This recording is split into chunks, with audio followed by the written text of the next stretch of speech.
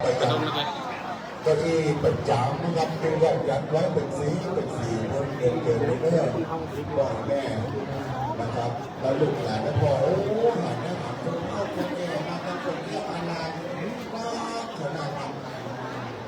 อันนี้อันเรื่องกันเข้ามาครับ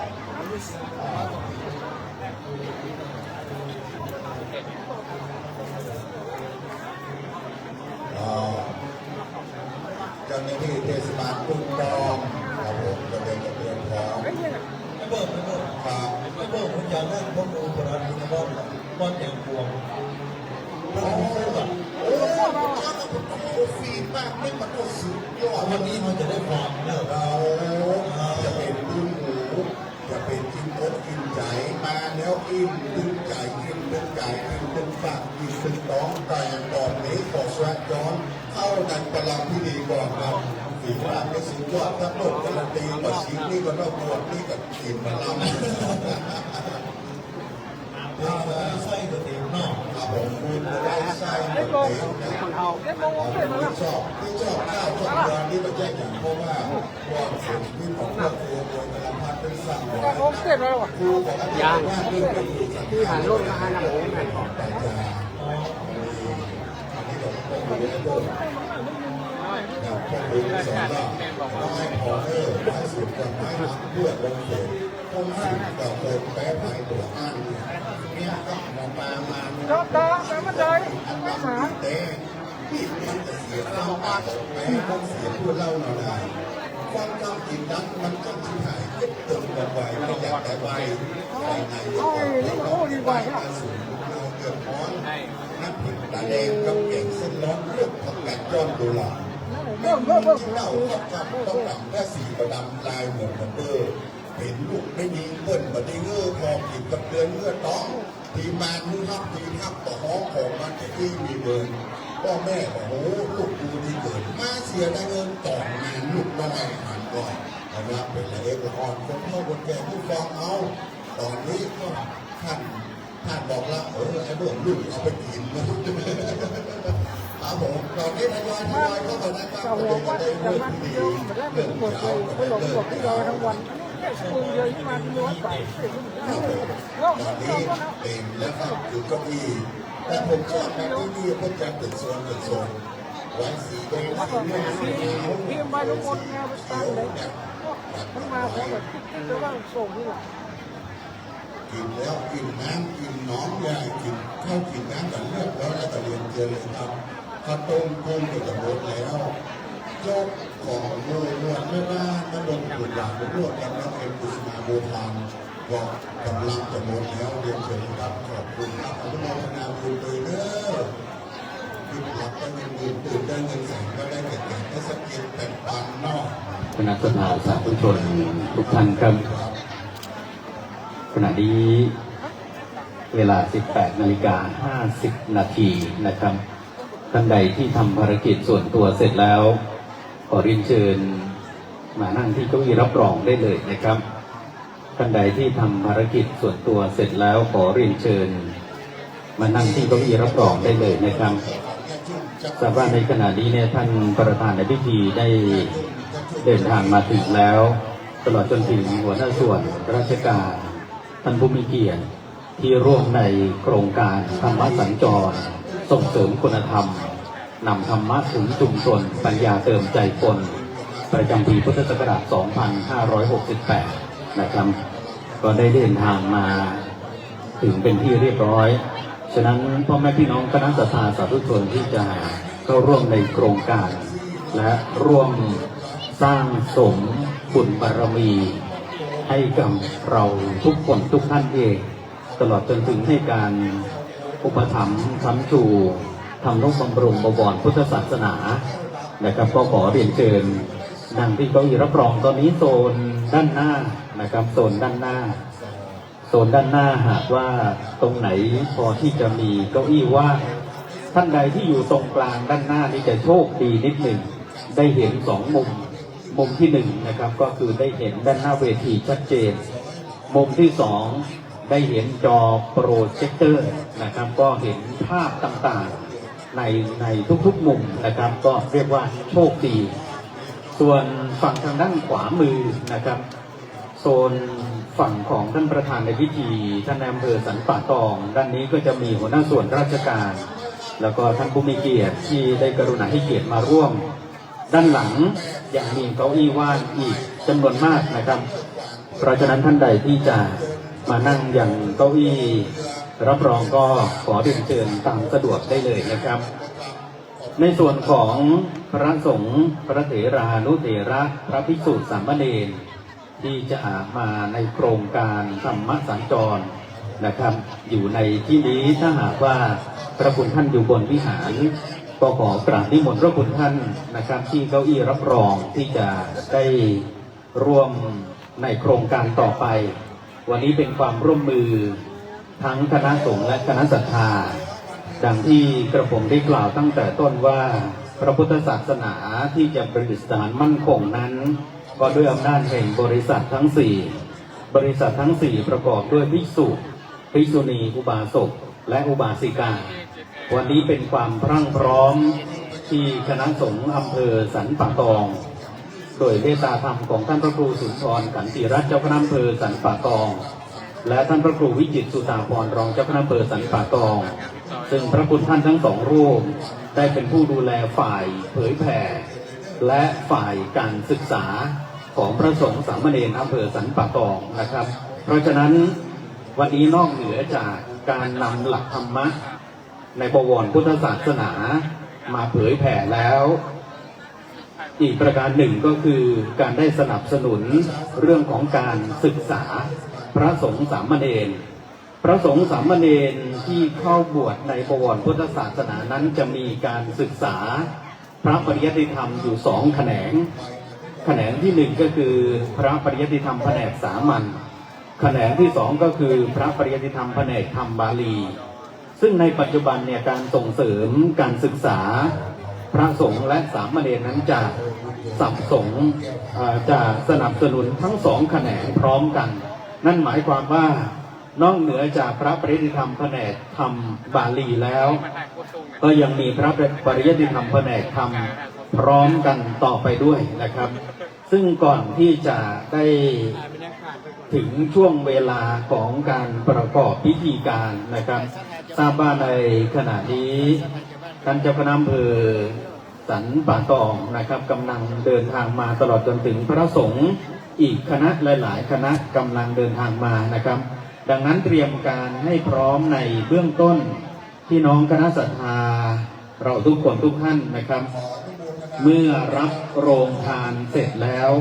เรียนเชิญนะครับมานั่งอย่างเก้าอี้รับรองนะครับนั่งอย่างเก้าอี้รับรองที่ได้จัดเตรียมไว้และนอกเหนือจากนี้นะครับก็ยังมีส่วนอื่นๆโดยในเบื้องต้นนะครับท่านนายอำเภอสันป่าตองท่านวาสนาบุญธรรมช่วยพร้อมทั้งคณะหัวหน้าส่วนราชการนะครับทุกท่านก็ได้มาถวายทำนุบำรุงบวรพุทธศาสนา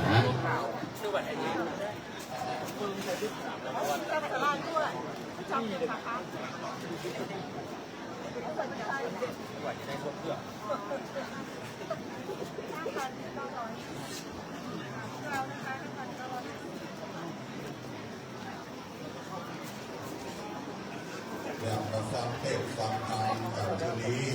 ฟังแล้วเอาไปเล่าให้ลูกหลานฟังลูกหลานฟังแล้วก็ได้เนื้อหาเดียวกันอย่างพวกครูถนอมปัญญาเขียนข้าวขึ้นมาคำนึ่งเรื่องโคตรเลือกนายพวกเนี่ยมันเจอยักอย่างแต่ยักได้แต่ทำตัวการจะประทำตัวมันโคตรเลือกนายนิทานอิศกโคตรเลือกนายแต่สมัยก่อนวันมอนั้นอย่างน้อย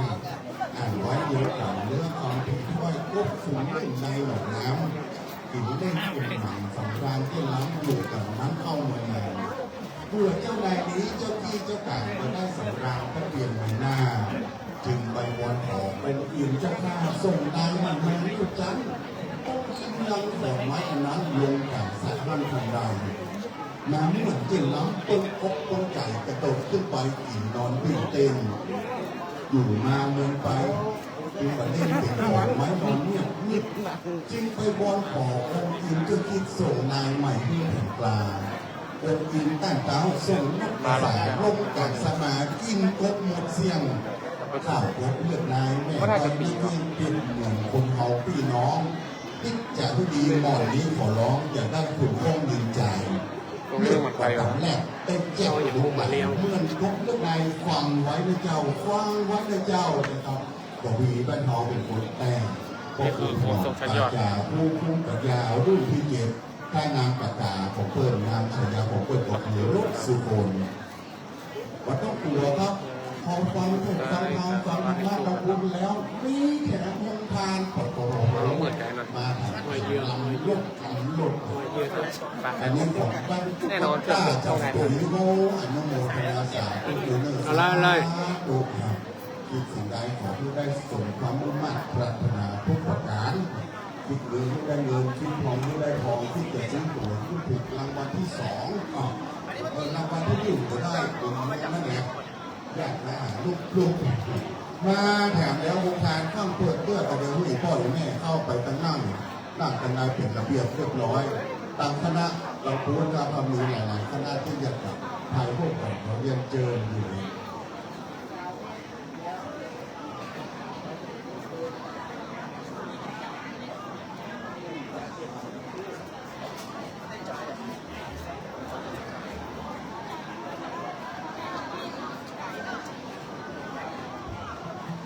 อันนี้มาแล้วเด้อโรงทานวัดต้าจำปีท่านพระครูพีรธรรมวรพงศ์ขนมบ้าบินมาดูเถอะขนมบ้าบินใจเย็นๆติดเต่าแก๊สพุ่นแล้วจะเริ่มเปิดโรงทานขนมบ้าบินที่ประมาณ4 ทุ่มเติมก็ต้องเดินไปแค่ตอนนี้ครับหลายๆด้านครับอยู่ตรงนี้ไปนั่งกันนานได้ครับถ้ามันเต่งแล้วถ่ายรูปไทยอย่างนี้ออกมาจากงานขนาดครับคุณจะรู้อนุโมทนาอยู่แม่โชเนอร์มาร่วมทำบุญกับ500 บาทโอ้นี่จากคนเฒ่าคนแก่แม่บัตรที่จะเป็นยังเยอะน้อยนิดหน่อยนะซื้อกินในยามของที่ว่าถ้าเป็นตัวนักเหลือนั้นก่อนแม่ว่าอันเปิดแบบนะเขาบอกว่าคอยแต่ปัจจัยก็บอกถ้าผ่ายเจ็บหลังเจ็บเอวเจ็บแขนเจ็บขาอยู่ไหนเจ็บพัดแยกมาทำบุญด้วยของบุญโสมอาภาษที่เราเปิดแก้ไขเจ็บไข้เป็นไม้แบบเปิดว่าเขาบอกว่าขอยาเพื่อนบอกว่าถ้าต้องพูดหมดแต่ก็ยังต้องจะพูดกับตามหมดตามไปถอยมาติ๊กได้ไหมหนึ่งสัก2 ใบขับรถขอไปขอไป2629ของขนมต้าวินกำลังจะออกไปเป็นคนตาที่เปิดไปเด้อกราบเมตตานิมนต์พระสงฆ์สามเณรที่อยู่ด้านหลังวิหารนะครับขอเมตตานั่งอย่างเก้าอี้รับรองฝั่งโซนของพระสงฆ์นะครับขอกราบนิมนต์ครับ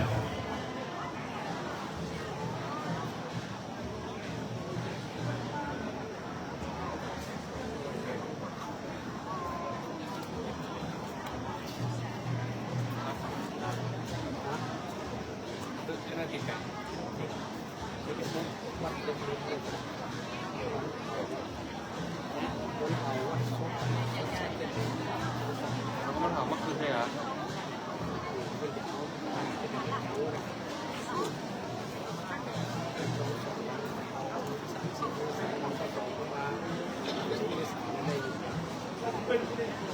ในขณะนี้พี่น้องศรัทธาสาธุชนที่มาร่วมในโครงการธรรมสัญจรส่งเสริมคุณธรรมนำธรรมะถึงชุมชนนะครับในส่วนหนึ่งด้านหน้าเก้าอี้เต็มหมดแล้วนะครับก็จะมีฝั่งด้านขวามือเก้าอี้สีเขียวก็ขอเรียนเชิญนะครับสำหรับท่านที่ยังไม่ได้เข้าที่นั่งก่อนที่จะได้เริ่มประกอบพิธีการต่อไปวันนี้ธรรมะการฟังธรรมที่พระพุทธเจ้าได้ตรัสไว้ในมงคล38 ประการมีข้อหนึ่งกาเลนะธรรมัสสวนังเอตัมมังคลมุตตมังซึ่งแปลความว่าการฟังธรรมตามการเป็นมงคลอันสูงสุดการเถียงกันในเรื่องของสิ่งที่เป็นมงคลในโลกนี้เทวดา และมนุษย์เถียงกันไม่หยุดไม่หย่อนจนสุดท้ายพระพุทธเจ้าได้วิสัชนาได้ตอบว่าสิ่งที่เป็นมงคลอย่างสูงสุดมีอยู่38ประการซึ่งปรากฏอยู่ในมงคลสูตรปุถกนิกายเพราะฉะนั้นวันนี้เราได้เข้าสู่กระบวนการแห่งการฟังธรรมเพราะการฟังธรรมพระพุทธเจ้าได้ตรัสถึงอานิสงส์ไว้5ประการ1ได้ฟังเรื่องใหม่2ได้วิจัยเรื่องเก่า3ได้บรรเทากังขา4ได้พัฒนาความคิดและ5ได้ทำจิตให้ผ่องใสเหตุที่เป็นมงคลอันสูงสุดนั้นเพราะว่าจิตที่ผ่องใสย่อมยังประโยชน์ให้เกิดขึ้นเหมือนน้ำที่ใสย่อมสามารถมองเห็นก้นลึกของความลึกของน้ำเห็นหินเห็นปลาเห็นปูที่แหวกว่ายอยู่ในแม่น้ำได้ฉันใดเพราะฉะนั้นความเป็นมงคลจากการฟังธรรมนั้น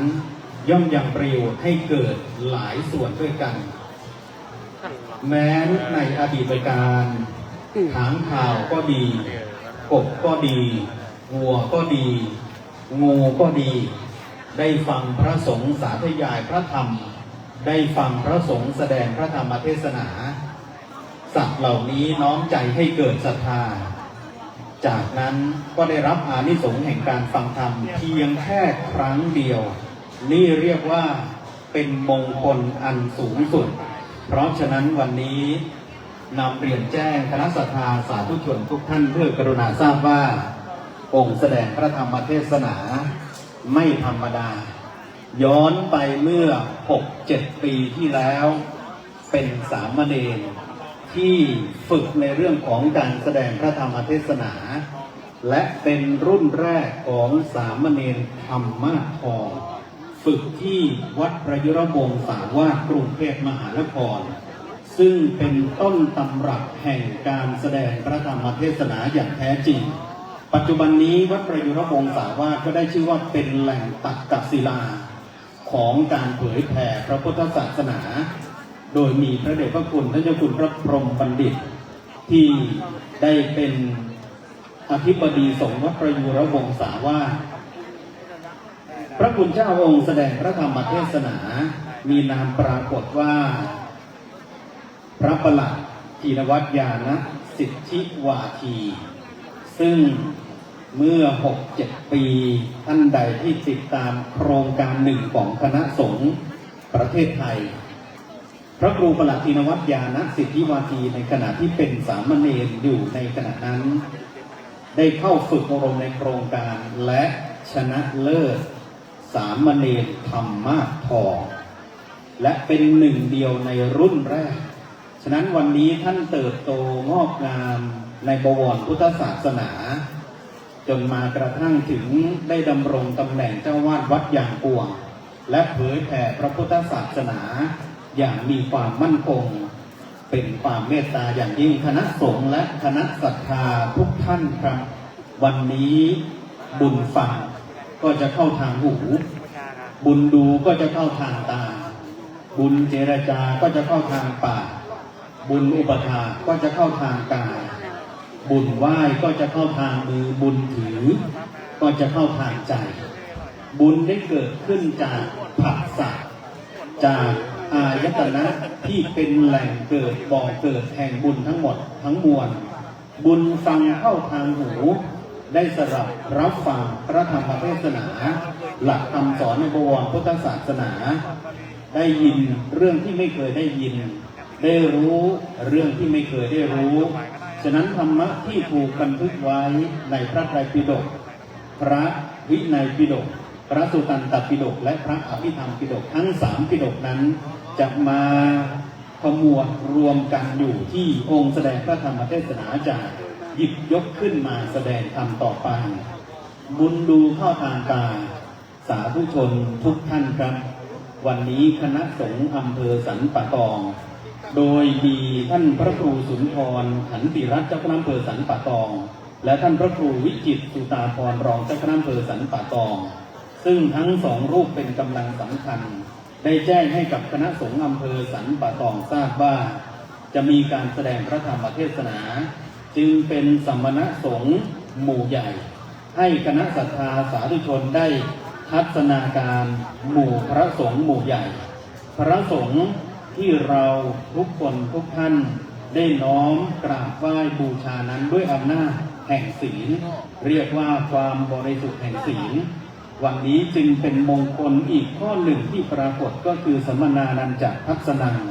สมนานันจะทัศนังการได้เห็นสมณะเป็นมงคลอันสูงสุด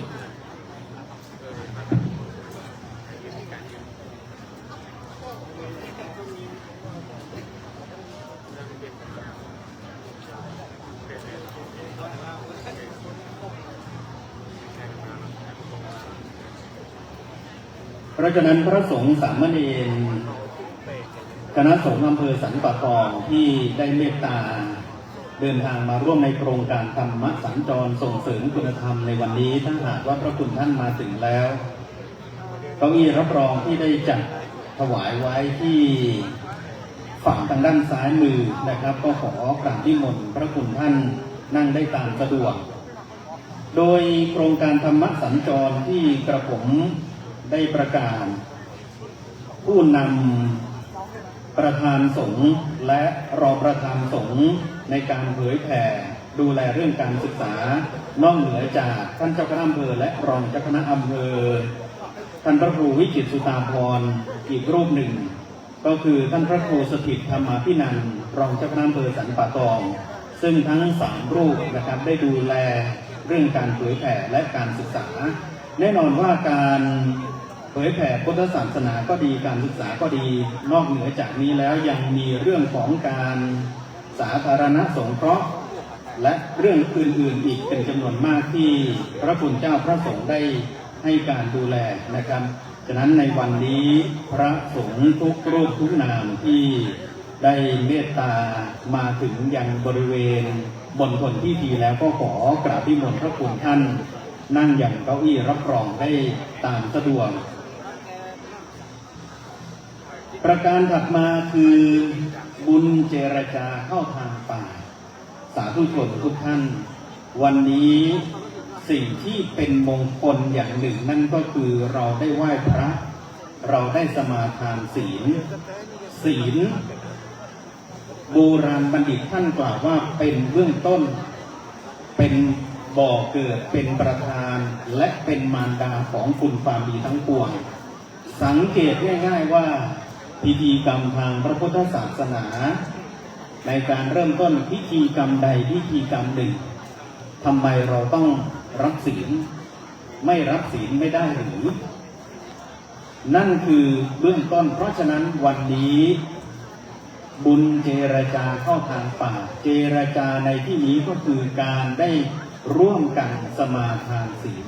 เพื่อให้เกิดความสะอาดกายและสะอาดวาจาท่านอุปมาดังกับ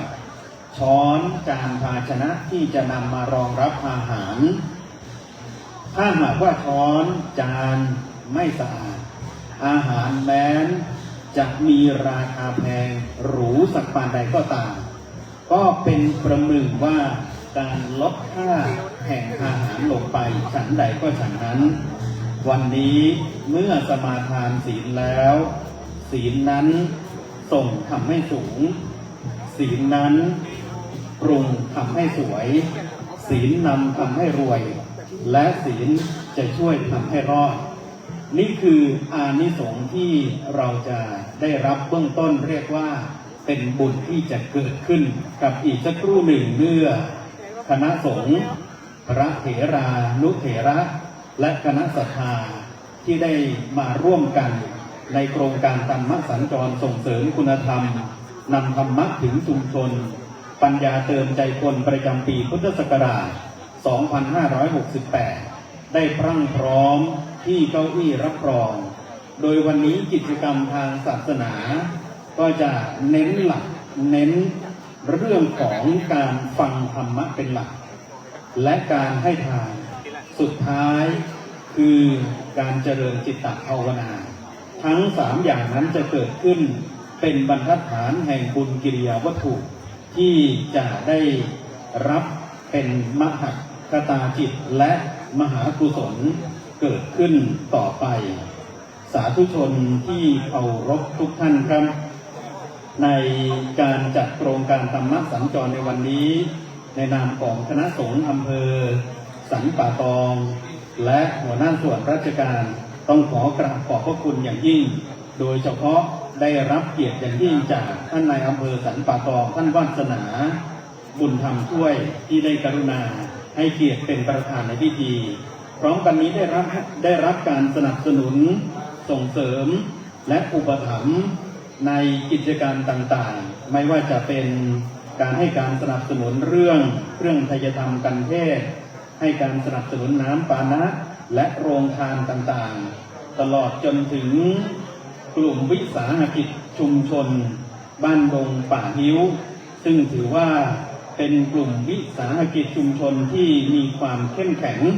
โดยคุณผ่องพันธ์ใจน้อยซึ่งจะมีของที่ระลึกมามอบให้กับท่านประธานในพิธีในวันนี้ด้วยนั้นเรียกว่าเป็นพลังแห่งความสามัคคีที่จะร่วมด้วยช่วยกันสำหรับศรัทธาสาธุชนทุกท่านครับหลายท่านเคยได้ยินได้ฟังว่าการฟังเทศน์การเข้ามาอยู่ในวัดครั้นจะกางร่มครั้นจะใส่หมวกถามว่าควรปฏิบัติอย่างไรอันนั้นเป็นหลักอย่างหนึ่งที่พ่อแม่ครูบาอาจารย์ทั้งหลายได้แนะนำให้กับคณะศรัทธาสาธุชนได้ทราบมา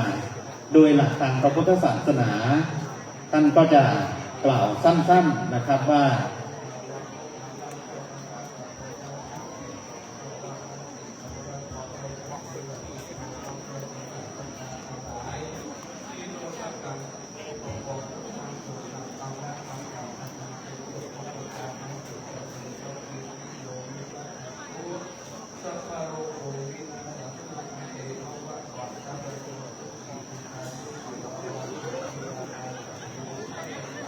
นิมนต์องค์เทพ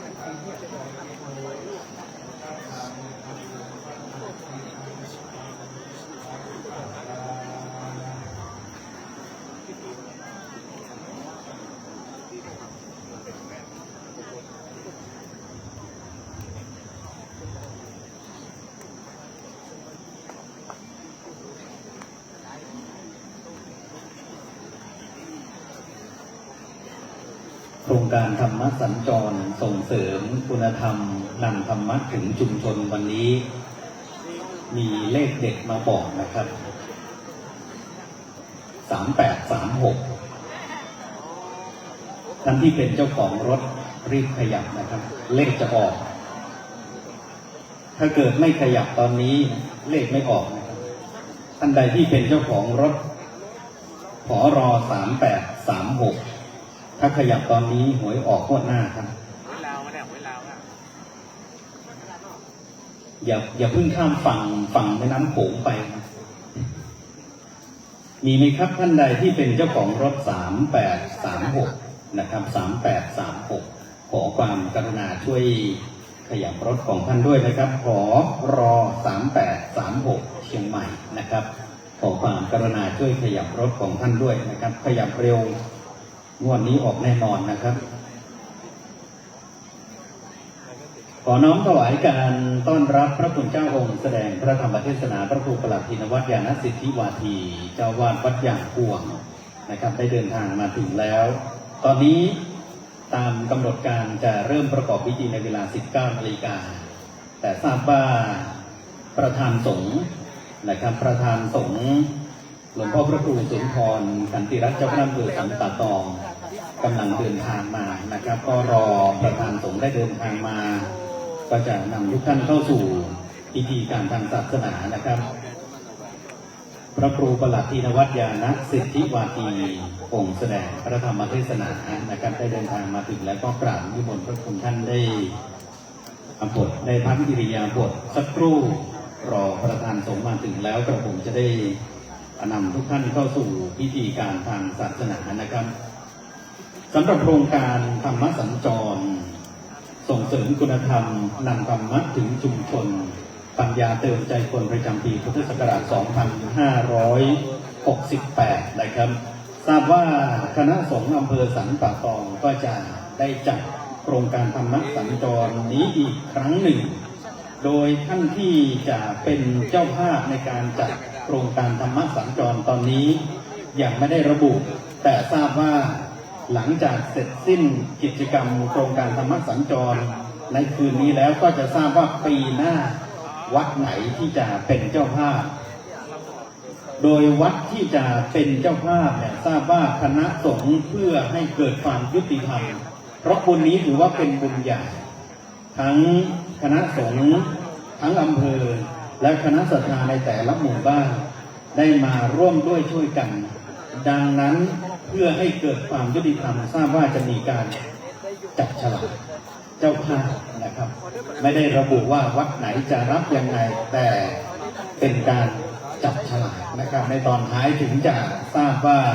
ตอนท้ายนั้นวัดไหนที่ใดจะเป็นเจ้าภาพในการจัดโครงการธรรมสัญจรและโครงการธรรมสัญจรนะครับในช่วงฤดูกาลเข้าพรรษาที่ผ่านมาในแต่ละอำเภอก็รวมพลังรวมกลุ่มนะครับเพื่อที่จะได้อาราธนาพระสงฆ์ที่เป็นผู้มีความเชี่ยวชาญในเรื่องของการแสดงพระธรรมเทศนานั้นมาเผยแผ่โดยการเผยแผ่ทางพระพุทธศาสนาเรียกว่าเป็นการเปิดของที่คว่ำให้หงายจุดไฟสองทางในที่มืดเพราะฉะนั้นธรรมะจึงเรียกว่าเป็นสิ่งที่ลึกซึ้งอย่างยิ่งโดยเฉพาะเวลาเราได้เห็นการประกอบพิธีการทางศาสนาในเบื้องต้นว่าทำไมถึงได้จุดธูปจุดเทียนสองเล่มที่เราได้จุดบูชาพ่อแม่ครูบาอาจารย์ทั้งหลายท่านได้เป็นกุศโลบายให้เห็นถึงการรำลึกถึงหลักธรรมของพระพุทธเจ้าที่พระพุทธเจ้าตรัสไว้ก่อนที่จะเสด็จดับขันธปรินิพพานพระอานนท์เถระได้ทูลถามพระพุทธเจ้าว่าเมื่อพระองค์เสด็จดับขันธปรินิพพานแล้วจะมอบหมายให้ใครคนใดคนหนึ่งเป็นศาสดาแทนเป็นผู้บริหารคณะสงฆ์แทนพระพุทธเจ้าตรัสตอบโดยไม่ลังเลสงสัยว่ามอบให้พระธรรมและพระวินัยเพราะฉะนั้นหลักพระพุทธศาสนาเถรวาทที่ได้ปรากฏอยู่ในภูมิประเทศโดยเฉพาะประเทศไทยของเราก็จะมีโซนเพียงไม่กี่ประเทศที่ถือมั่นในหลักของเถรวาทนั่นก็คือถือหลักพระพุทธศาสนาแบบดั้งเดิมดังนั้นเมื่อมองมิติทางพุทธศาสนาประเทศจีนก็ดีญี่ปุ่นก็ดีทิเบตก็ดีประเทศอื่นๆก็ดีพระสงฆ์การแต่งกายของพระสงฆ์ก็จะมีความแตกต่างกันไปแต่มองในโซนของประเทศไทยที่ถือเถรวาทเป็นหลักคือพุทธศาสนาแบบออริจินอลคือดั้งเดิมนั้นถือผ้าสามผืนมีอุตราวาสกอันตรวาสกอุตราสงและสังฆาติเป็นหลักฉะนั้นจะมีหลักของธุดงค์ต่างๆการเข้ากรรมฐานการเข้านิโรธต่างๆเพื่อเป็นการฝึกอบรมนั่นให้เห็นว่าหลักปฏิบัติในทางพุทธศาสนาเนี่ยที่ได้ถือปฏิบัติมาตั้งแต่อดีตมาจนถึงปฏิบัติแบบเถรวาท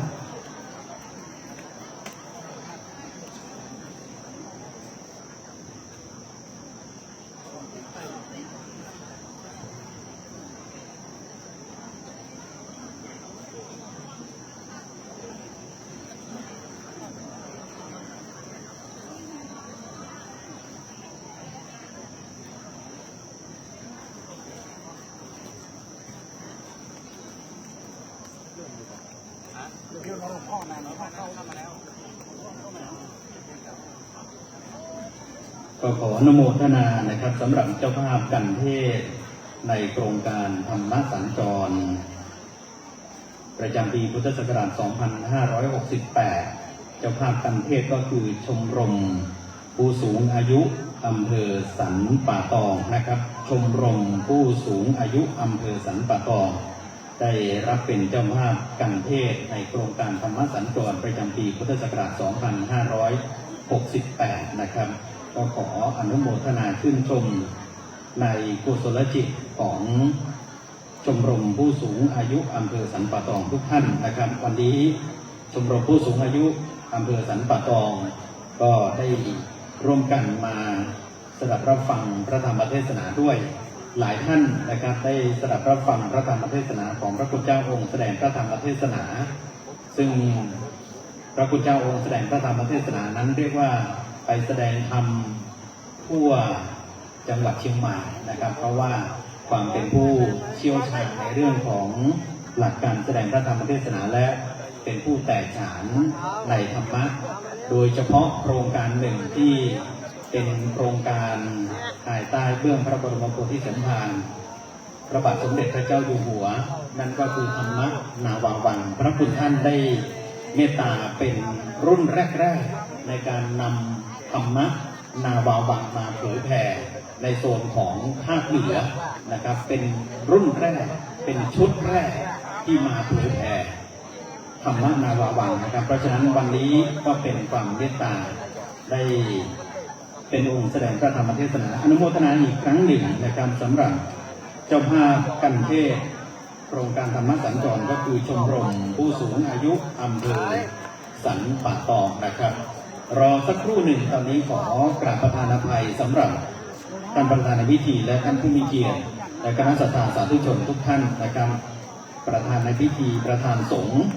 กำลังเดินทางมานะครับเมื่อประธานสงฆ์เดินทางมาถึงจะได้นำทุกท่านเข้าสู่พิธีการต่อไปและเชื่อเหลือเกินว่าในขณะที่เราทุกคนทุกท่านรอประธานสงฆ์ที่จะเดินทางมาถึงนั้นถ้าเรานึกถึงธรรมบารมีที่พระพุทธเจ้าบำเพ็ญคือขันติบารมีขันติบารมีคือความอดทนความอดกลั้นกว่าที่พระพุทธเจ้าจะทรงค้นพบว่าธรรมะที่จะเป็นหลักให้ทุกคนได้พ้นจากห่วงวัฏฏะสงสารพ้นจากกิเลสราคะโทสะโมหะแล้วเข้าถึงพระนิพพานคือธรรมะที่พระองค์ได้ตรัสรู้หลักอริยมรรคทั้ง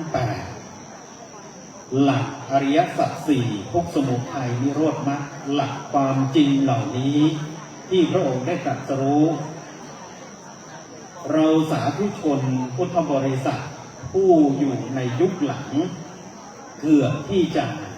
ไม่ได้เข้าถึงธรรมะของพระพุทธเจ้าเพราะเมื่อพระองค์ตรัสรู้แล้ว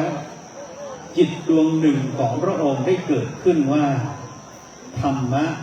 ที่พระองค์ตรัสรู้เป็นสิ่งที่ละเอียดเป็นสิ่งที่ประณีตเป็นสิ่งที่ลึกซึ้งยากที่ผู้คนจะเข้าใจและรับรู้ได้พระองค์จึงมีความท้อแท้ในการที่จะเทศนาธรรมในการที่จะเผยแผ่พระสัจธรรมแต่เรายังโชคดีว่าพระพรหมเท้าสหัมบดีพรหมที่ได้เข้าใจ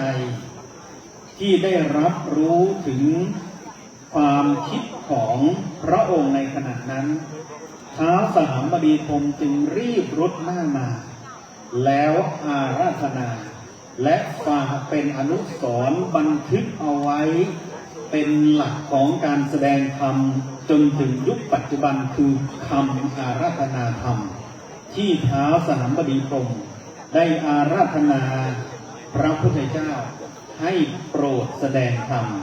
เพราะฉะนั้นอนุสรณ์แห่งท้าวสหัมบดีพรหมที่ได้มีคุณูปการต่อพุทธบริษัททั้งหลายจนพระพุทธองค์นั้นได้ตั้งใจที่จะนำเอาธรรมะที่พระองค์แสดงมาแสดงโปรดพุทธบริษัทและ ให้ถึงดวงตาเห็นธรรมจนกระทั่งถึง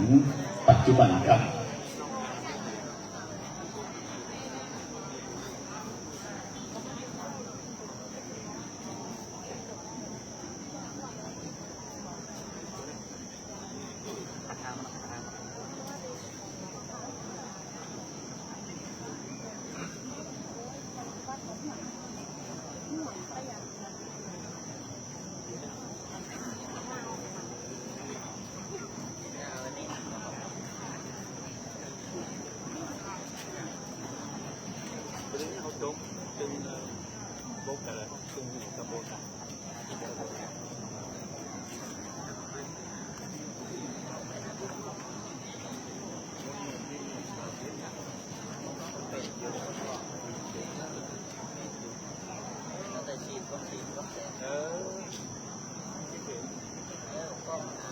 น้อมถวายการต้อนรับในเมตตาธรรมของท่านพระครูสุนทรขันติรัตน์เจ้าคณะอำเภอสันป่าตองเจ้าวาดวัดศรีเกิดประธานในพิธีฝ่ายสงฆ์ซึ่งพระคุณท่านได้เดินทางมาถึงแล้วนะครับครั้งเมื่อเดินทางมาถึงแล้วนั่งพักอิริยาบถสักครู่หนึ่ง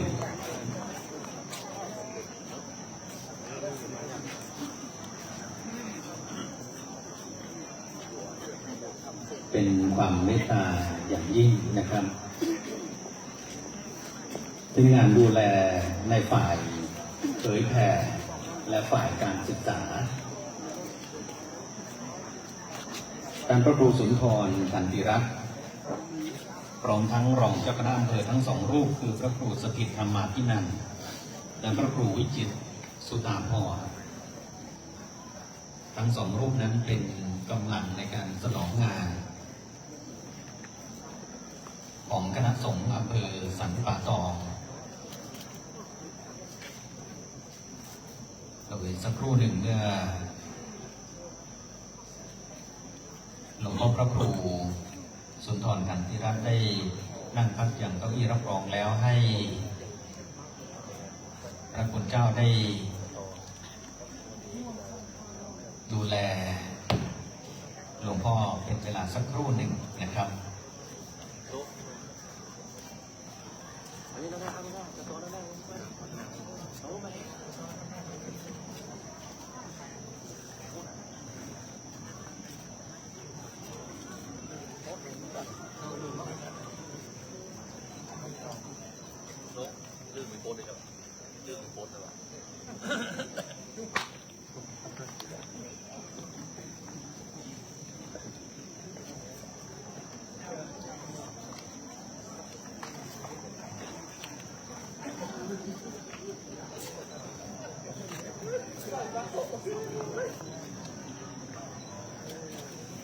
ก่อนที่จะ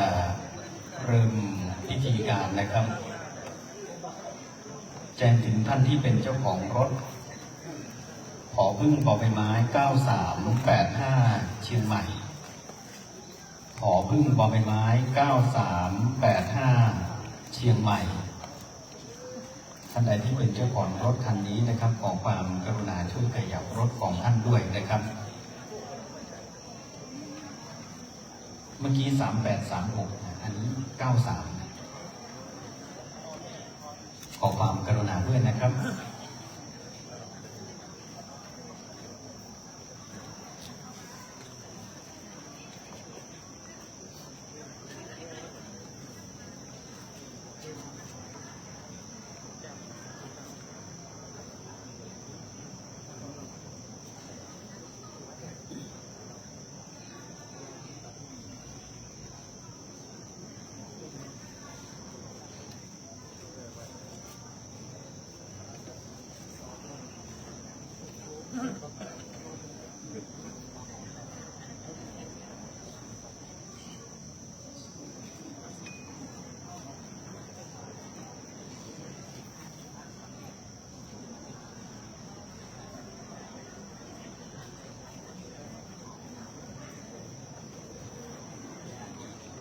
น้อมกราบนมัสการในเมตตาธรรมของท่านพระครูสุนทรขันติรัตน์เจ้าคณะอำเภอสันป่าตองเจ้าวาดวัดศรีเกิด ประธานในพิธีฝ่ายสงฆ์คณะสงฆ์พระเถรานุเถระทุกรูปทุกนามด้วยความเคารพอย่างสูงเรียนท่านนายอำเภอสันป่าตองท่านวาสนาบุญธรรมช่วยประธานในพิธีและคณะสัตยาสาธุชนผู้ใจบุญทุกท่านครับกระผมดร.กรภพศรีสันพิธีกรขออนุญาตนำเรียนทุกท่านเพื่อทราบโดยลำดับพิธีการดังต่อไปนี้โครงการธรรมสัญจรส่งเสริมคุณธรรมนำธรรมะถึงชุมชนปัญญาเติมใจคนประจำปีพุทธศักราช 2568 โดยคณะสงฆ์อำเภอสันป่าตองส่วนราชการคฤหัสถ์และประชาชนทั่วไปวันอังคารที่ 9 เดือนธันวาคมพุทธศักราช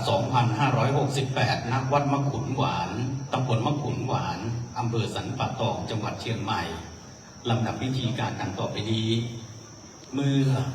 พระสงฆ์และคณะศรัทธาสาธุชนทุกท่านได้พร้อมแล้วประธานในพิธีจะได้จุดธูปเทียนบูชาพระรัตนตรัยถัดจากนั้นประธานในพิธี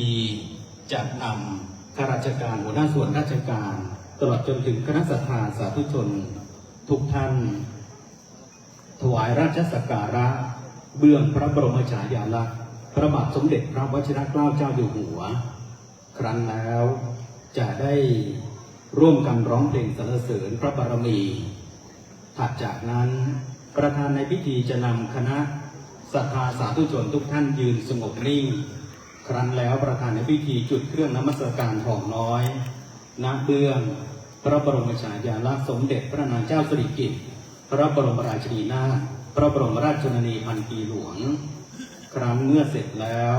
จะได้นำเข้าสู่พิธีการต่อไปบัดนี้เป็นเวลาอันเหมาะสมแล้วกระผมขอนำทุกท่านเข้าสู่พิธีการครับ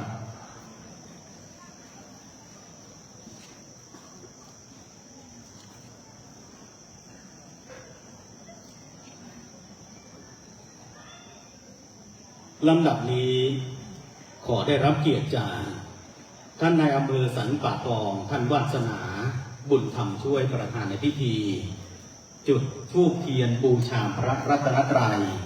เปริบรวยถวายราชสักการะและถวายความอาลัยตามลำดับขอเรียนเชิญครับ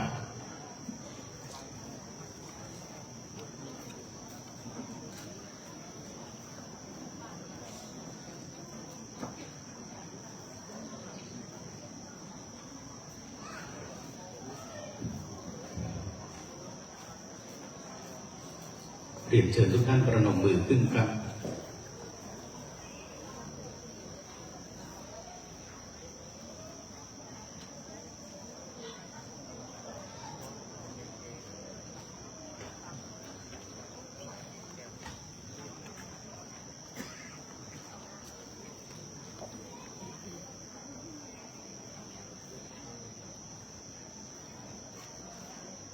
ลำดับนี้ขอเรียนเชิญผู้ร่วมพิธีทุกท่านยืนขึ้นครับ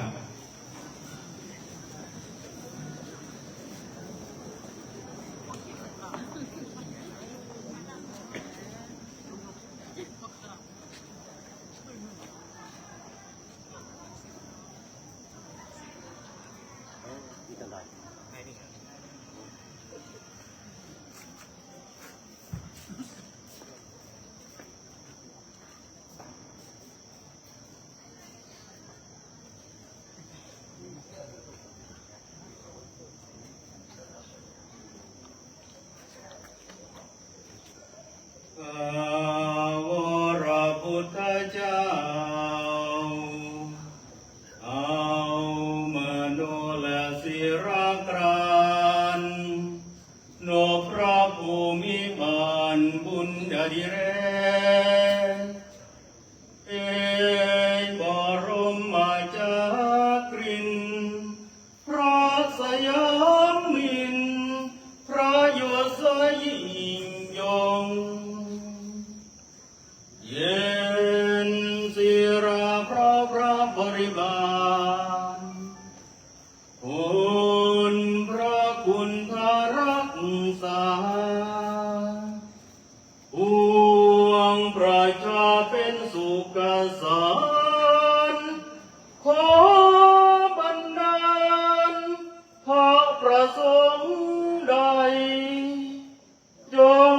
ริต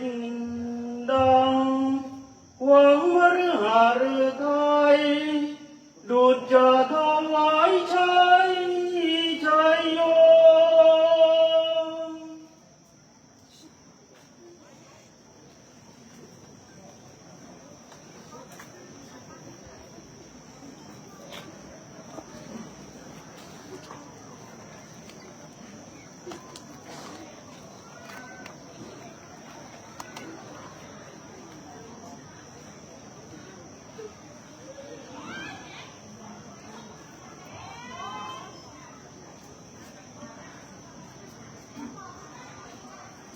ลำดับนี้ประธานในพิธีได้ยืนถวายอาลัยเป็นที่เรียบร้อยแล้วครับเป็นอันเสร็จสิ้นพิธีการครับ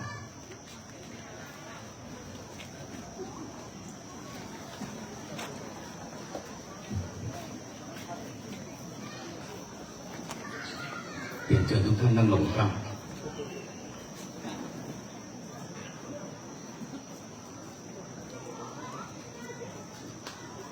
ลำดับต่อไปขอรับเมตตาธรรมอาราธนาพระครูวิจิตรสุตาภรณ์รองเจ้าคณะอำเภอสันป่าตองเจ้าวาดวัดมะขุนหวานได้กล่าวถวายรายงานต่อประธานในพิธีฝ่ายสงฆ์รับเมตตาด้วยความเคารพอย่างสูงครับ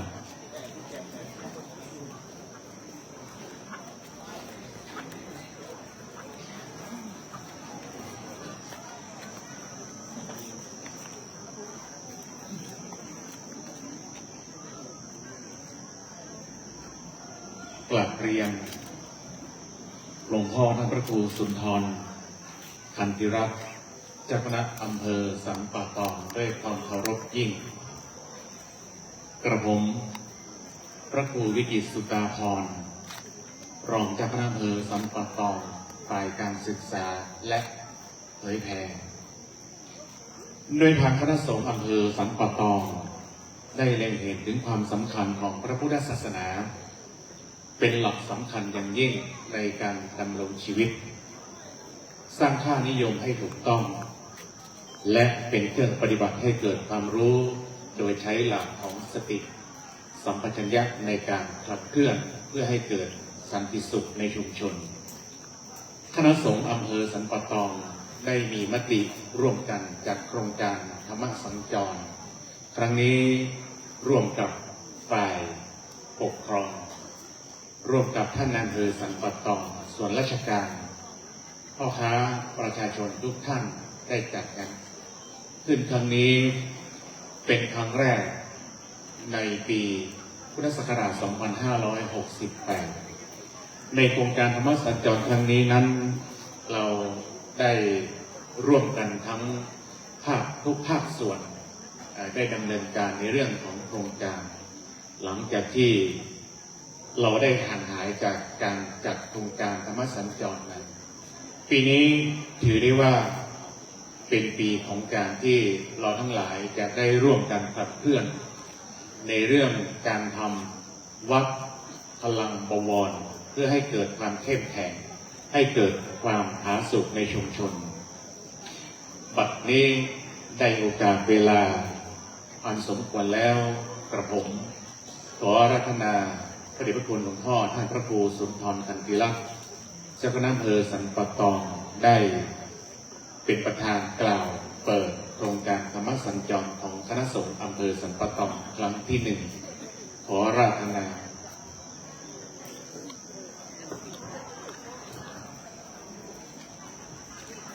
ขอแสดงความรับผิดรองสมเด็จสัมมาสัมและเจ้าคณะบนผู้บนเจ้าอาวาสวัดที่ได้ธรรมะสัญจรที่วัดมะขุนหวานวันนี้ขอเจริญพรและอำเภอสัมปทองและญาติโยมทั้งหลายที่ได้มาฟังธรรมะในตอนนี้มาร่วมกันธรรมะตอนนี้วันนี้ก็มีรองเจ้าค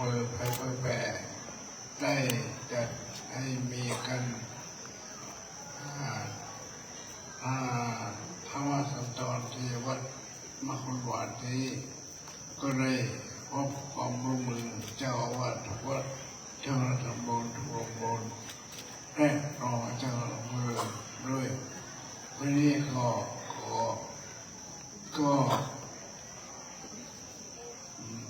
ให้ร่วมกันทำบุญพร้อมๆทาเจ้าน้อยก็ระพรนะ10 คนในโรงเรียนวันนี้จะมาพาแนะนำก็ส่งหลวงพ่อสมบัติรองก็ขออนุโมทนากับท่านพระครูวิจิตรจุฬาภรณ์ได้จะทำสัจจรที่วัดมุขวันนี้ก็มีในอำเภอมาลงด้วยวันนี้ก็ขอขอบคุณและอนุโมทนาและขอเชิญเยี่ยมมนท่านรับฟังธรรมะเป็นให้การธรรมะต่อไปก็ขอนิมนต์ขอเริ่มก่อนให้ท่านมีความสุขและความเจริญเรื่อยอายุนะพระด้วยเถิดสาธุ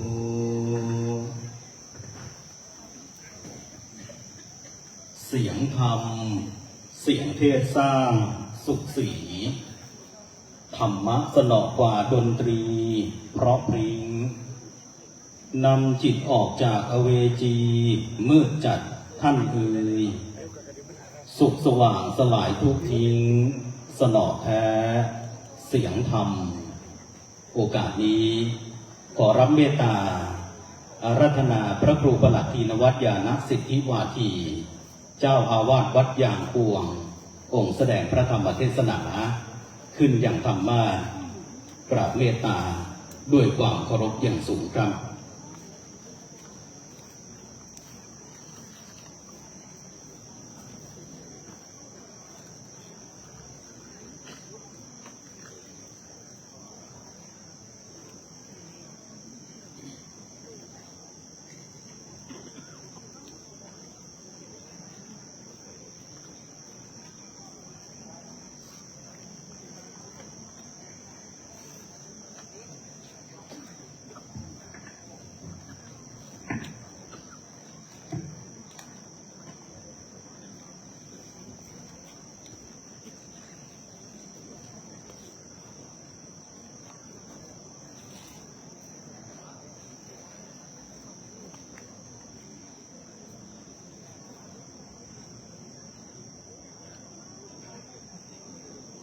กราบพระพุทธผู้สูงล้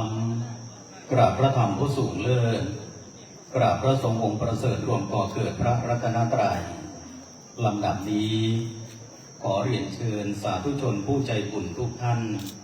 ประนมมือขึ้นเปล่งวาจาบูชาพระรัตนตรัยตามลำดับครับอิมินาสการเณพุทธังอภิปูชยามาอิมินาสการเณธัมมังอภิปูชยามาอิมินาสการเณสังฆังอภิปูชยามาอะระหังสัมมาสัมพุทโธภะคะวาพุทธังภะคะวันตังอภิวาเทมิสวากาโตภะคะวะตาธัมโมธัมมังนัมมัสสามิสุปฏิปันโนภะคะวะโตสาวกสังโฆสังฆังนะมามิมะยังพันเตวิสุงรักขณทายาติสรเนนะสหปัญจศีลานิยาจามาตุติยัมปิมะยังพันเตวิสุงรักขณทายาติสรเนนะสหปัญจศีลานิยาจามาต ตาติยัมปิมายังพันเตวิสุงรักขณทายาติสรเนนะสหปัญจศีลานิยาจามานะโมตัสสะภะคะวะโตอะระหะโตสัมมาสัมพุทธัสสะนะโมตัสสะภะคะวะโตอะระหะโตสัมมาสัมพุทธัสสะนะโมตัสสะภะคะวะโตอะระหะโตสัมมาสัมพุทธัสสะนะโมตัสสะภะคะวะโตอะระหะโตสัมมาสัมพุทธัสสะนะโมตัสสะภะคะวะโตอะระหะโตสัมมาสัมพุทธัสสะนะโมตัสสะภะคะวะโตอะระหะโตสัมมาสัมพุทธัสสะพุทธังสรณังคัจฉามิพุทธังสรณังคัจฉามิธัมมังสรณังคัจฉามิธัมมังสรณังคัจฉามิสังฆังสรณังคัจฉามิสังฆังสรณังคัจฉามิทุติยัมปิพุทธังสรณังคัจฉา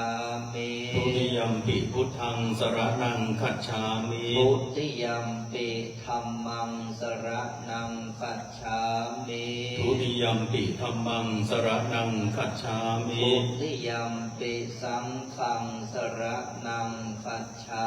มิทุติยัมปิสังฆังสรณังคัจฉามิตติยัมปิพุทธังสรณังคัจฉามิตติยัมปิพุทธังสรณังคัจฉามิตติยัมปิธัมมังสรณังคัจฉามิตติยัมปิธัมมังสรณังคัจฉามิตติยัมปิสังฆังสรณังคัจฉามิตติยัมปิสังฆังสรณังคัจฉามิปานาติปาตาเวระมณีสิกขาปะทังสมาธิยามิปานาติปาตาเวระมณีสิกขาปะทังสมาธิยามิอาทินนาทานาเวระมณีสิกขาปะทังสมาธิยามิอาทินนาทานาเวระมณีสิกขาปะทังสมาธิยามิกาเมสุมิจฉาจาราเวระมณีสิกขาปะทังสมาธิยามิกาเมสุมิจฉาจาราเวระมณีสิกขาปะทังสมาธิยามิมุสาวาทาเวระมณีสิกขาปะทังสมาธิยามิมุสาวาทาเวระมณีสิกขาปะทังสมาธิยามิสุราเมรยมัชฌะปมาทัฏฐานาเวระมณีสิกขาปะทังสมาธิยามิสุราเมรยมัชฌะปมาทัฏฐานาเวระมณีสิกขาปะทังสมาธิยามิอิมานิปัญจสิกขาปทานิสีเลนะสุขติงยันติสีเลนะโภคสัมปทาสีเลนะนิพพุติงยันติปัสมาสีลังวิโสทะเยสาธุลำดับนี้ขอเรียนเชิญนายบุญเรืองชัยเมืองศรี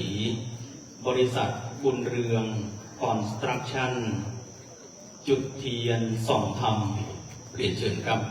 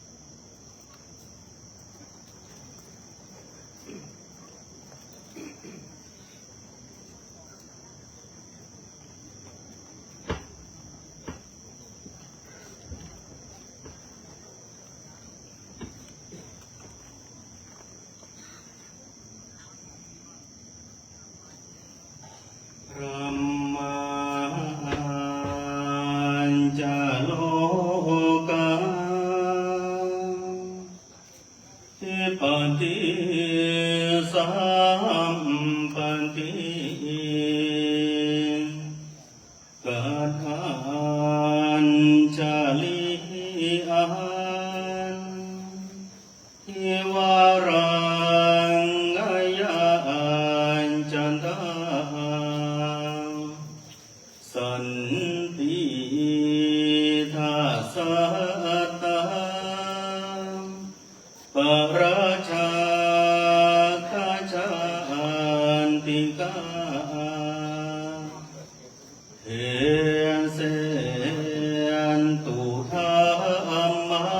งอนุกรรมปิมังปัจจังอาสหัมบดีพร้อม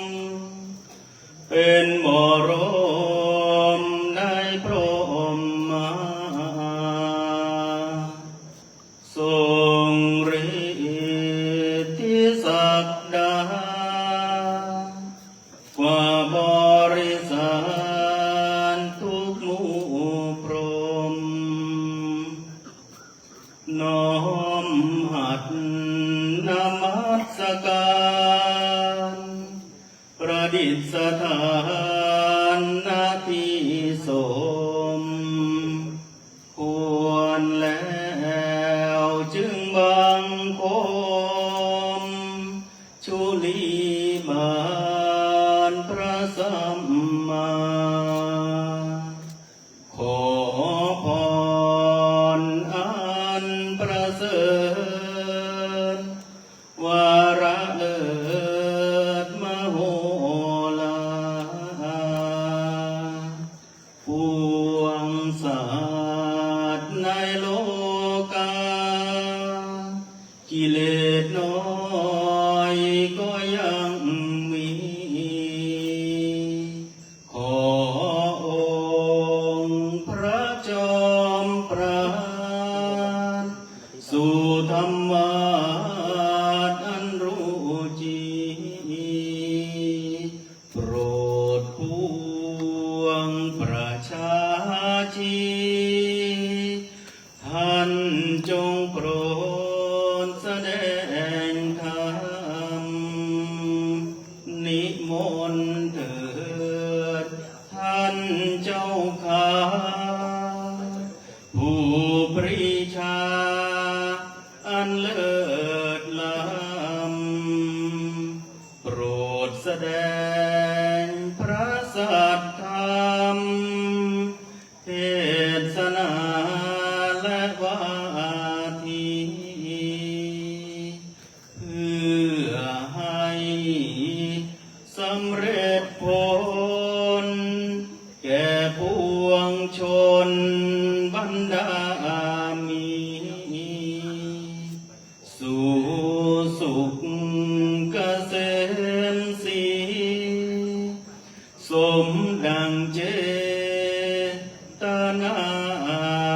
เถิด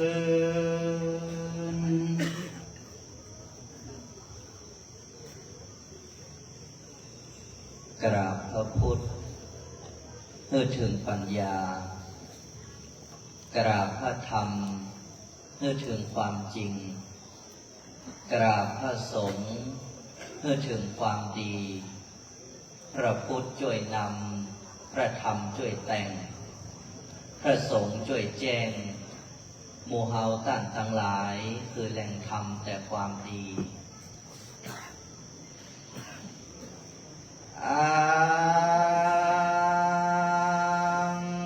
เจพระบรมธาตุตัวลานนาเจ้าเจ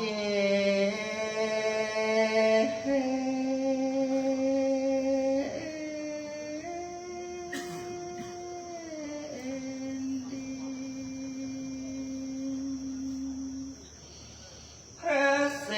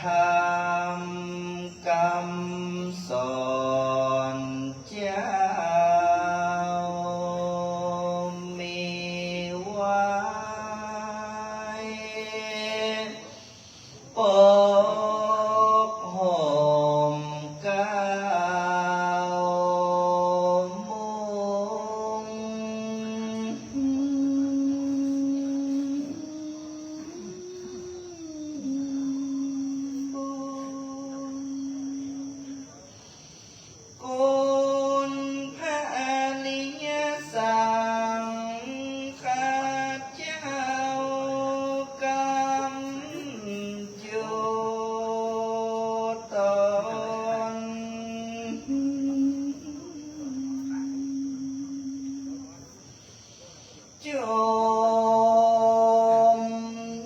เย็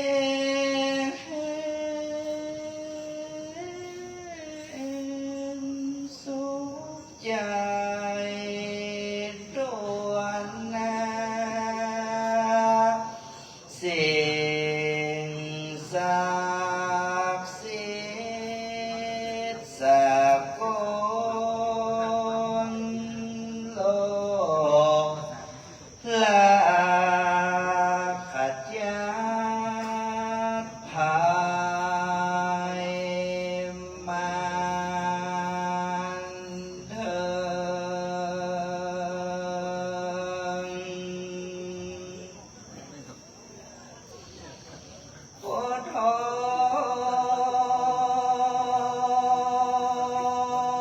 เมนะ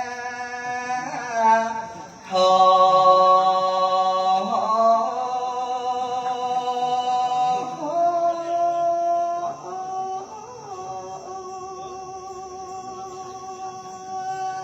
ขอเอาพระพุทโธไว้เป็นนาติตังกัปตังพระธรรมพระสังฆเจ้า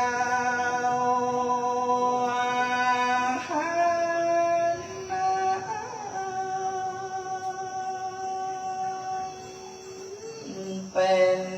สรณะก่อนสิ่ง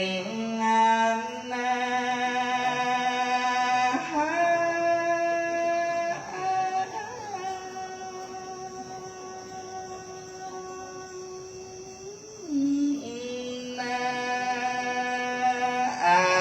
จหือแล้วเสียยังความมุ่งมาปรารถนา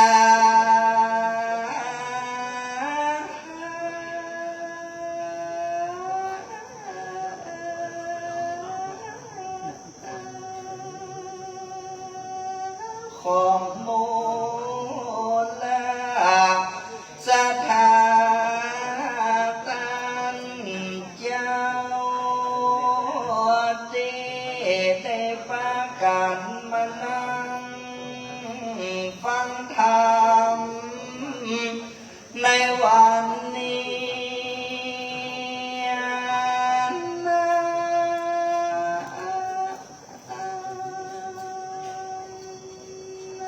ขอ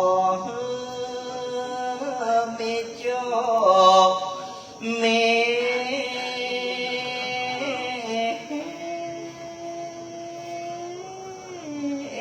ใจแม้นจะขอปันมาแม้นจักหาก็ขอปันได้โดยตั้งเกณฑ์ตั้งใจ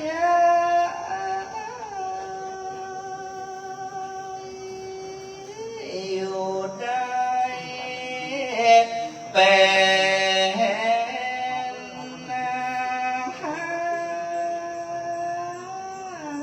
อาตามเหมือนกันจุดหนอใจ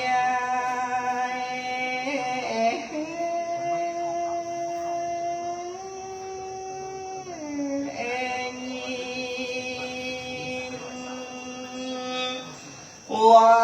นนั้น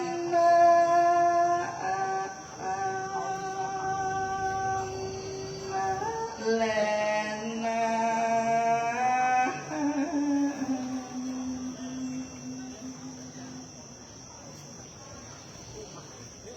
นะโมตัสสะภะ ะคะวะโตอะระหะโตสัมมาสัมพุทธัสสะนะโมตัสสะภะคะวะโตอะระหะโตสัมมาสัมพุทธัสสะนะโมตัสสะภะคะวะโตอะระหะโตสัมมาสัมพุทธัสสะสัมมาทิฏฐิปุพพังคัมมาโหติติณบัดนี้อาตมภาพจะรับประทานแสดงพระธรรมเทศนาในสัมมาทิฏฐิกถาพรรณนาว่าด้วยความเห็นถูกย่อมเป็นรุ่งอรุณแห่งกุศลทั้งปวงเพื่อเป็นเครื่องสดส่งองค์พระสัทธาประดับปัญญาบารมีเพิ่มบุญกุศลบุญยราศีให้ปรากฏทั้งสมณศรัทธาและมูลศรัทธาหมู่เฮาท่านทั้งหลายคณะสงฆ์อำเภอสันปะตองตลอดจนถึงพ่อแม่ศรัทธาทายกทายิกาประชาชนอำเภอสันปะตองเฮาทุกคนทุกท่านวันนี้ได้รับเมตตาธรรมโดยยิ่งจากคณะสงฆ์อำเภอสันปะตองได้ออกโรงเป็นเนติแปดปรมีธรรมพระคุณหลวงพ่อท่านพระครูสุนทรขันติรัตน์หลวงพ่อเจ้าคณะอำเภอสันปะตองของเฮาตัตินีตลอดจนถึงหลวงพ่อรองเจ้าคณะอำเภอผู้มีชื่อทั้งสองท่านและคณะพระสังฆาธิการหลวงพ่อเจ้าคณะตำบลตลอดจนถึงเลขานุการทุกท่านคณะสงฆ์เจ้าอาวาสในอำเภอสันปะตองแห่งนี้ที่สุดในร่มปรมีธรรมของเจ้าของสถานที่หลวงพ่อท่านพระครูวิจิตรสุตตาภรณ์รองเจ้าคณะอำเภอสันปะตองเจ้าวาดวัดมะขุนหวานได้จัดแจงแต่งดานำลานบุญลานศรัทธาแห่งนี้ต้อนรับท่านสาธุชนญาติโยมสายทานบุญประชาชนหมู่เฮาท่านทั้งหลายที่จะได้มาร่วมกันฟังน้ำฟังธรรมต้องขออนุโมทนากับให้นายอำเภอสันปะตองตลอดจนถึงคณะหน่วยงานข้าราชการและบรรดาประชาชนหมู่เฮาที่ได้หันความสำคัญวันนี้หันแล้วก็เป็นที่น่าปราบปลื้มยินดีเพราะการอันเฮาท่านทั้งหลายจะได้มาพบปะกันอย่างนี้ก็เป็นของอันกระทำได้ยากจึงกล่าวว่าเป็นสิ่งอัศจรรย์อย่างหนึ่งนี่แหละเรียกว่าบุญอัศจรรย์แห่งความสมัครสมานสามัคคีก็เพราะว่ามีร่มบารมีธรรมของพระเถรานุเถระครูบาอาจารย์ทุกท่านมีหลวงพ่อเจ้าคณะอำเภอหลวงพ่อรองเจ้าคณะอำเภอทั้งสองอีกทั้งคณะพระสังฆาธิการทุกท่านในอำเภอของเราร่วมด้วยและช่วยกันเป็นลักษณ์และก็เป็นชัยแก่หมู่เฮาทุกคนทุกท่านปราบปลื้มยินดีญาติโยมหมู่เฮาท่านทั้งหลายวันนี้ได้หันหมู่เฮามหาชนพ่อแม่ศรัทธาเจ้าสันปะตองก็มานึกถึงบทกลอนบทหนึ่งที่กล่าวถึงความสมานสามัคคีไว้ท่านว่าสามัคคีรักกันฉันพี่น้องเรื่องมัวหมองข้องใจไม่ถือสาให้อภัยยกโทษไม่โกรธามีเมตตารักกันไม่ฟั่นเฟือนลิ้นกับฟันอยู่ด้วยกันมันกระทบบางครั้งขบข้อเลือดเหมือนเฉือดเฉือนเพื่อนร่วมชาติเหมือนญาติอยู่ในเรือนเปรียบดังเพื่อนร่วมตายยนายกันแม้ผิดบ้างครั้งหน่อยอย่าปล่อยซ้ำให้ระกำช้ำจิตคิดเหหันควรผ่อนสั้นผ่อนยาวเข้าหากันนิรันดร์ฉันน้องพี่นี้ดีเอ่ยก็ตรงกับพระพุทธพจน์ ที่พระสัมมาสัมพุทธเจ้าได้รับรองไว้ประสุขาสังคัสสะสามัคคี ความสมัครสมานสามัคคีปรองดองกลมเกลียวเป็นน้ำหนึ่งใจเดียวกันนั้นนำสุขมาให้บรรดาท่านทั้งหลายอาจจะคิดว่าการอันเฮาหมู่มหาชนมารวมกันในกิจกรรมอย่างนี้ดูเหมือนจะปัดได้ไออย่างท่านนายอำเภอแต่ในความเป็นจริงแล้วได้ไออย่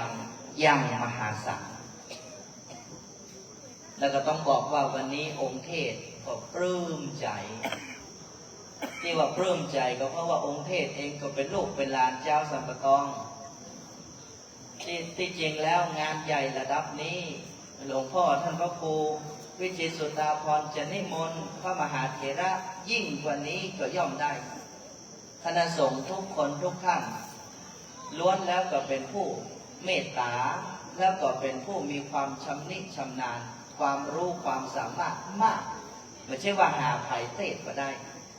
แต่ด้วยว่าหลวงพ่อท่านพระครูวิจิตรสุตาภรณ์ท่านหันว่าอาตมภาพเป็นลูกหลานเจ้าสัมปตองมาได้วันนี้ได้รับเมตตาอย่างยิ่งอาตมภาพดังท่านพิธีกรได้ปรารภชื่อเสียงเรียงนามก็พระครูประหลัดธีนวัฒน์ญาณสิทธิวาทีสำนักวัดยางกวงตำบลหายาอำเภอเมืองจังหวัดเชียงใหม่ก็เป็นลูกเป็นหลาน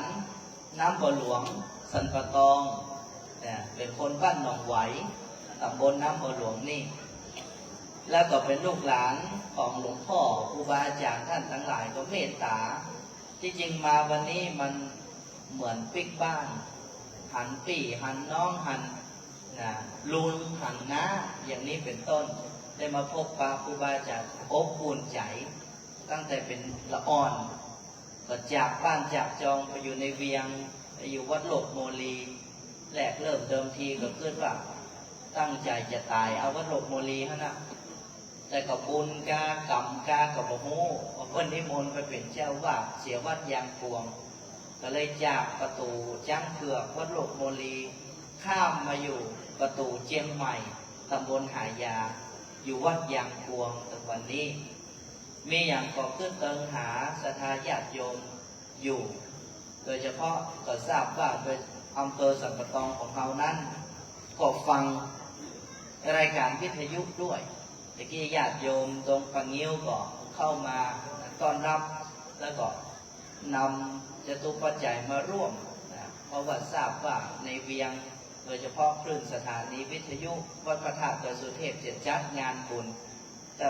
มีญาติโยมหลายคนรู้จักมักคุ้นแล้วก็ฟังคลื่นสถานีวิทยุก็ต้องขออนุโมทนาญาติโยมสาธุชนทุกคนทุกท่านวันนี้การมาของหมู่เฮาทุกคนทุกท่านนั้นก็ต้องเรียกว่าเป็นภาพประวัติศาสตร์1 ปีก็1 ครั้งที่จริงแล้วเจริญพรท่านในอำเภอตลอดจนถึงท่านผู้นำทั้งหลายการอันท่านทั้งหลายได้ร่วมกันจัดกิจกรรมแบบนี้ท่านลองไปถามประชาชนชาวบ้านก็มันม่วนอกม่วนใจดี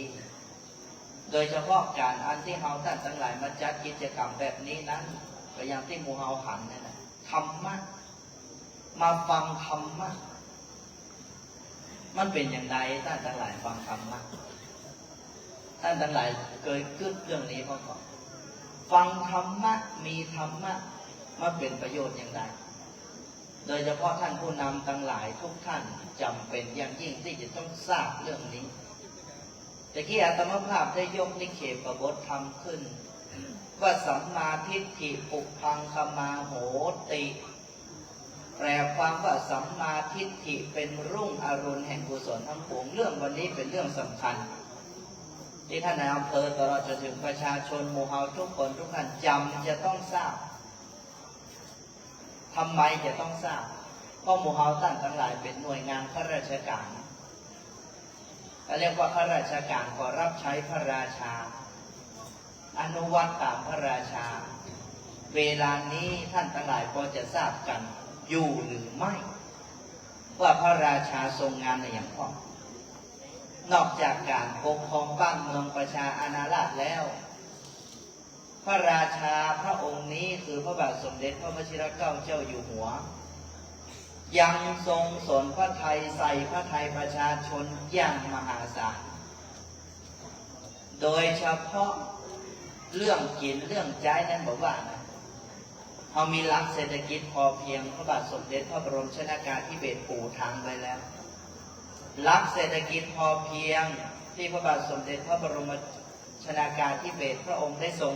สร้างโมเฮาตันทั้งหลายเป็นเครื่องเลี้ยงกายแต่ทีนี้พระบาทสมเด็จพระเจ้าอยู่หัวรัชกาลที่10ของเราก็ทรงพินิจยิ่งไปแหมว่าเวลานี้ประชาชนสุขกายแล้วจะทำอย่างไรให้สุขใจเหมือนกับว่าพออิ่มท้องแล้วใจก็จะอิ่มโดยแต่มันก็เป็นอย่างนั้นท่านนายอำเภอเพราะบางทีอิ่มท้องก็ไม่สุขใจเพราะนั้นพระองค์จึงทรงพระราชทานหลักธรรมเวลานี้อย่างที่หมู่เฮาท่านทั้งหลายเคยได้ยินหรือบางท่านก็เคยได้ยินที่เคยฟังว่าธรรมนาวาวังนั่นแหละเวลานี้กิจกรรมธรรมนาวาวังเรียกว่าอัปเกรดเพราะว่าพระองค์ตั้งเพื่อเป็นโครงการในพระราชดำริจึงมีชื่อเต็มว่าโครงการพระราชดำริในพระบาทสมเด็จพระเจ้าอยู่หัวธรรมนาวาวังอย่างวันพุธวันเฮอนี่อัตมภาพก็ได้รับเมตตาจากคณะสงฆ์ครูบาอาจารย์เป็นลูกเป็นหลานคณะสงฆ์เจ้าสันปะตองและพ่อแม่ศรัทธาญาติโยมทุกท่านก็ได้รับพระมหากรุณาธิคุณจากพระองค์ท่านเพื่อเป็นคณะกรรมการโครงการวันที่14นี้พระองค์ทรงมีพระราชดำริให้คณะกรรมการทุกฝ่ายในธรรมนาวาวังลงใต้ไปเลยลงสงขลาหาดใหญ่เพราะที่ผ่านมาเวลานี้น้ำท่วมถึงแม้ว่าน้ำมันจะลดลงแล้วแต่จิตใจและร่างกายมันห่อเหี่ยวไปหมดมาหูว่าจะเอาอย่างชูกำลังใจกำลังกายพระองค์ก็ทรงมีพระราชดำริถึงแก่คณะกรรมการและหน่วยงานเรียกว่ามูลนิธิธรรมนาวาสิกขาลัยร่วมกับธรรมนาวาวังลงวันที่24ที่จะถึงนี้ไปจัดกิจกรรมเพื่อที่จะเพิ่มกำลังใจประชาชนชาวหาดใหญ่สงขลาทีนี้กลับมาว่าธรรมะหรือว่าธรรมนาวาวังนี้มันจะมีความสำคัญอย่างไรก็ล้ำกว่าเหลือกับประชาชนครั้งหนึ่งอาตมาภาพเคยไปเทศธรรมก็เป็นหน่วยงานของภาครัฐก็มีข้าราชการเนี่ยยกมือถามขึ้นมา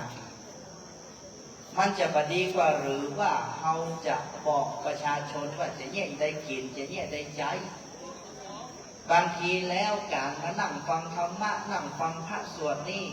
รู้สึกว่าจะเป็นเรื่องที่ล่าช้าไปเพื่อนก็ถามเพราะว่าเขาเปิดโอกาสที่ถามหลังจากฟังธรรมแล้วทุกคนก็มีสิทธิ์ที่จะยกมือถามเหมือนญาติโยมที่ฟังธรรมในวันนี้ก็มีสิทธิ์ที่จะยกมือถามได้ว่าสรุปธรรมะเรียนไปอย่างพอเพื่อนถามอย่างนี้ว่าธรรมะจะมีความสำคัญในอย่างทุกวันนี้เขามอบวิชาการให้กับประชาชนบอกวิธีกินบอกวิธีใช้สร้างเป็นกฎหมายบ้านเมืองแล้วเพราะฉะนั้นอันนี้แหละมั่นคงแล้วธรรมะนี่ผมซื้อว่าจะเป็นเรื่องความเชื่อเป็นเรื่องศรัทธาเป็นเรื่องศาสนาเสียมากกว่าคงจะไม่ได้สำคัญถึงขนาดนั้นอาตมาภาพขอเจริญพรญาติโยมพ่อแม่ศรัทธาทุกท่านท่านทั้งหลายลองย้ำเข้าไปในหัวใจตัวเก่าว่าแต่วันนี้เขาเข้าใจธรรมะแค่ไหนธรรมะคืออะไรอย่างธรรมะคือทำดีธรรมะคือคิดดีธรรมะคืออู้ดีธรรมะคืออย่างสงบ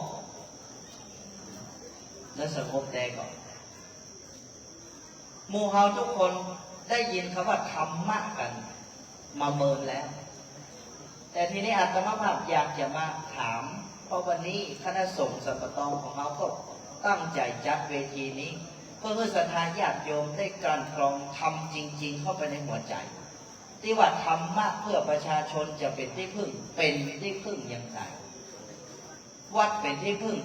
อย่างไรตะกี้หันตัวลุงตัวป่อแปลงลงทานออกคืออย่างนี้หรือที่ว่าพระสงฆ์เป็นที่พึ่งช่วยเหลือเกื้อกูลสงเคราะห์อันนี้ก็เป็นที่พึ่งแต่ที่พึ่งอันสำคัญที่พึ่งอันถูกลักมีลักษณะอย่างไรท่านทั้งหลายก็ต้องกลับมาถามตัวเก่าก่อนว่าวันนี้เอาเข้าใจธรรมะแค่ไหนเอาภาวนาจ้างว่าเคยนั่งสมาธิก่อนนั่งสมาธิแล้วได้อะไรอย่างสวดมนต์แล้วได้อะไรอย่างเรื่องสำคัญนะญาติโยมทุกท่านที่เราบอกว่าเรานับถือพระรัตนตรัยนั้นพระรัตนตรัยช่วยอย่างไรพ่อแม่ศรัทธาญาติโยมเคยสงสัยก่อนที่ว่าพุทโธธัมโมสังโฆนั้นพุทโธทำหน้าที่อย่างไรธัมโมทำหน้าที่อย่างไรสังโฆทำหน้าที่อย่างไรเรื่องนี้วันนี้หมู่เฮาท่านทั้งหลายลองตั้งใจสดับสักน้อยนึงพอจะเป็นสาระแก่นสารและที่สำคัญเป็นหลักที่นำพาชีวิตให้เจริญรุ่งเรืองได้อาตมาภาพจะขอกล่าวอย่างนี้ว่าถ้าเกิดมาเฮาท่านทั้งหลายบักเข้าใจอริยสัจสี่ท่านว่าเสียจากเกิดนะพ่อแม่ศรัทธาเคยได้ยินในวิทยุกันตลอดอริยสัจสี่วันนี้เขามาย้ำกันคำหนึ่งญาติโยมท่านทั้งหลายตัวลุงตัวน้าก็กล้าหาไปสอบธรรมศึกษามาอริยสัจสี่และอริยสัจสี่นี่สำคัญอย่างไรเขาเคยได้ยินกันทุกเจ้าคนเทศแล้วเวลาจะนำมาใช้ในชีวิตประจำวันเนี่ยใช้แบบไหนอริยสัจสี่คืออะไรอย่างอริยสัจสี่คือธรรมอันประเสริฐและเป็นความจริงอันประเสริฐท่านทั้งหลายฟังคำนี้ให้ดีนะความจริงอันประเสริฐแสดงว่ามีความจริงที่สำคัญที่หมู่เฮาท่านทั้งหลายบ่เคยยอมรับกับแล้วความจริงอันประเสริฐนี้คืออย่างหนึ่งทุกขสัจจะสองสมุทัยสัจจะสามนิโรธสัจจะและสี่มรรคสัจจะหมายถึงอย่างอริยสัจสี่และสัจจะแต่ละอย่างสี่อย่างนี้หมายถึงความจริงอันประเสริฐว่าทุกแต่นั้นคือกายกับใจนี้เหตุแห่งทุกข์จริงๆคือความยึดมั่นกายกับใจนี้และทางดับทุกข์จริงๆคือการละวางความยึดมั่นกายกับใจนี้และวิธีการจะดับทุกข์จริงๆอันชื่อว่านิโรธคามินีปฏิปทาทางอันจะดับทุกข์นั้นก็คืออริยมรรคมีองค์8และอริยมรรคมีองค์8นั้นมีสัมมาทิฏฐิเป็นเก้าเป็นประธานพ่อแม่สาธุชนญาติโยมหมู่เฮาท่านทั้งหลายทีนี้สัมมาทิฏฐิที่อาตมาภาพกล่าวไว้ตั้งแต่เบื้องต้นแปลว่าอย่างความเห็นถูกเห็นถูกนี่เห็นอะไรอย่างเห็นอริยสัจสี่เห็นว่าอย่างใดอริยสัจสี่เห็นว่ากายกับใจนี่เป็นทุกข์ยึดมั่นถือมั่นในกายกับใจนี่เป็นเหตุแห่งทุกข์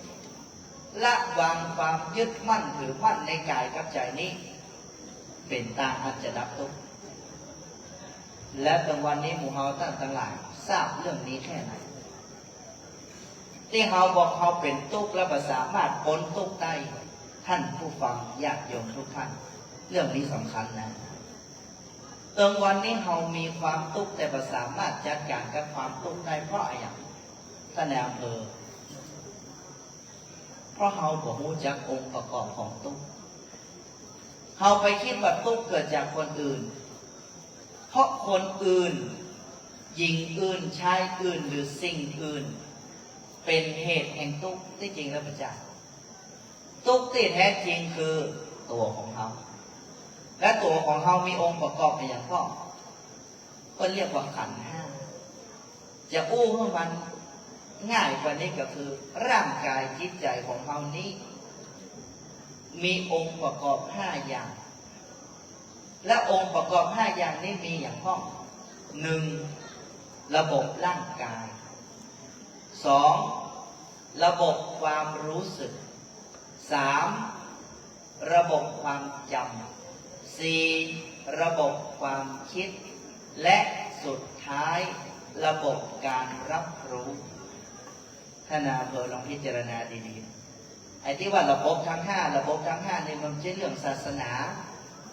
ว่ามันจะพุทธจะคิดอิสลามพราหมณ์ฮินดูซิกหรือเป็นเรื่องหญิงหรือชายหรือคนชาติใดแต่เป็นเรื่องของมนุษย์แต่เพราะมนุษย์ของโมว่าตัวเก่ามีองค์ประกอบอย่างทุกวันนี้เราเลยดิ้นรนกวนขวายที่จะดับทุกข์ให้ดับทุกข์อย่างใดแต่ผมมูต้นต่อของทุกข์ไม่มีทางดับทุกข์ได้นี่พ่อแม่ศรัทธาญาติโยมเรื่องนี้อาจจะดูเหมือนว่าโอ้มันมีว่ะก็จะว่ากันว่าคนเมืองเขาเป็นเล่านั้นเรื่องพวกนี้หรือใช่คนเมืองเขานี่แหละสุดยอดอย่างนี้และแต่เก่าแต่เกื้อมาเนี่ยคนเมืองเขาดำเนินชีวิตด้วยอริยสัจมาตลอดยังจะเป็นเครื่องรับรองญาติโยมว่ากับกวดน้ำได้ก่อนอิตังตานากัมมังนิพพานาปัจจัยโยโหนตุโนเนจังแปลว่าอย่าง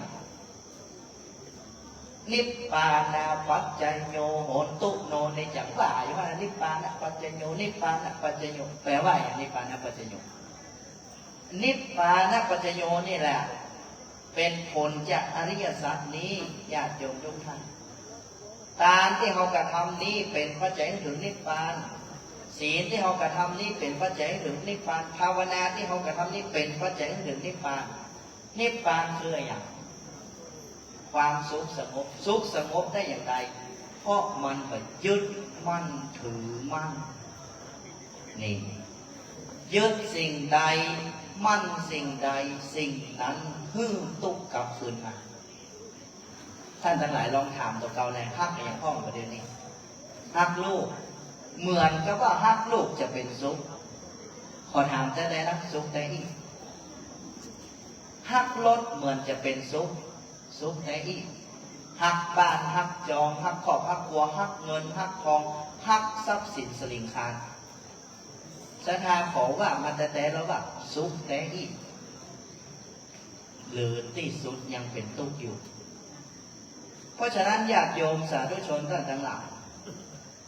พระเจ้าแผ่นดินของเราพระองค์ก็ทรงอยากจะส่งเสริมเพื่อประชาชนเวลานี้กลับเข้ามาเข้าใจสิ่งอันสำคัญของชีวิตอย่างเวลานี้อาตมาภาพนำหลักธรรมพระราชทานเนี้ยไปใจกับทันทสถานหญิงเชียงใหม่พ่อแม่ศรัทธาญาติโยมเมื่ออุ่นใจเนอะนี่เขาไม่ได้ว่าเนาะแต่บางครั้งบางทีมันสลับพังพลาดไปญาติโกโหติกากาไปอยู่ในเรือนจำไปอยู่ในทันทสถานเวลานี้อาตมาภาพกล้าพูดได้เลยว่าคนตำในซุกหรือคนตำนอกหลายโต๊ะ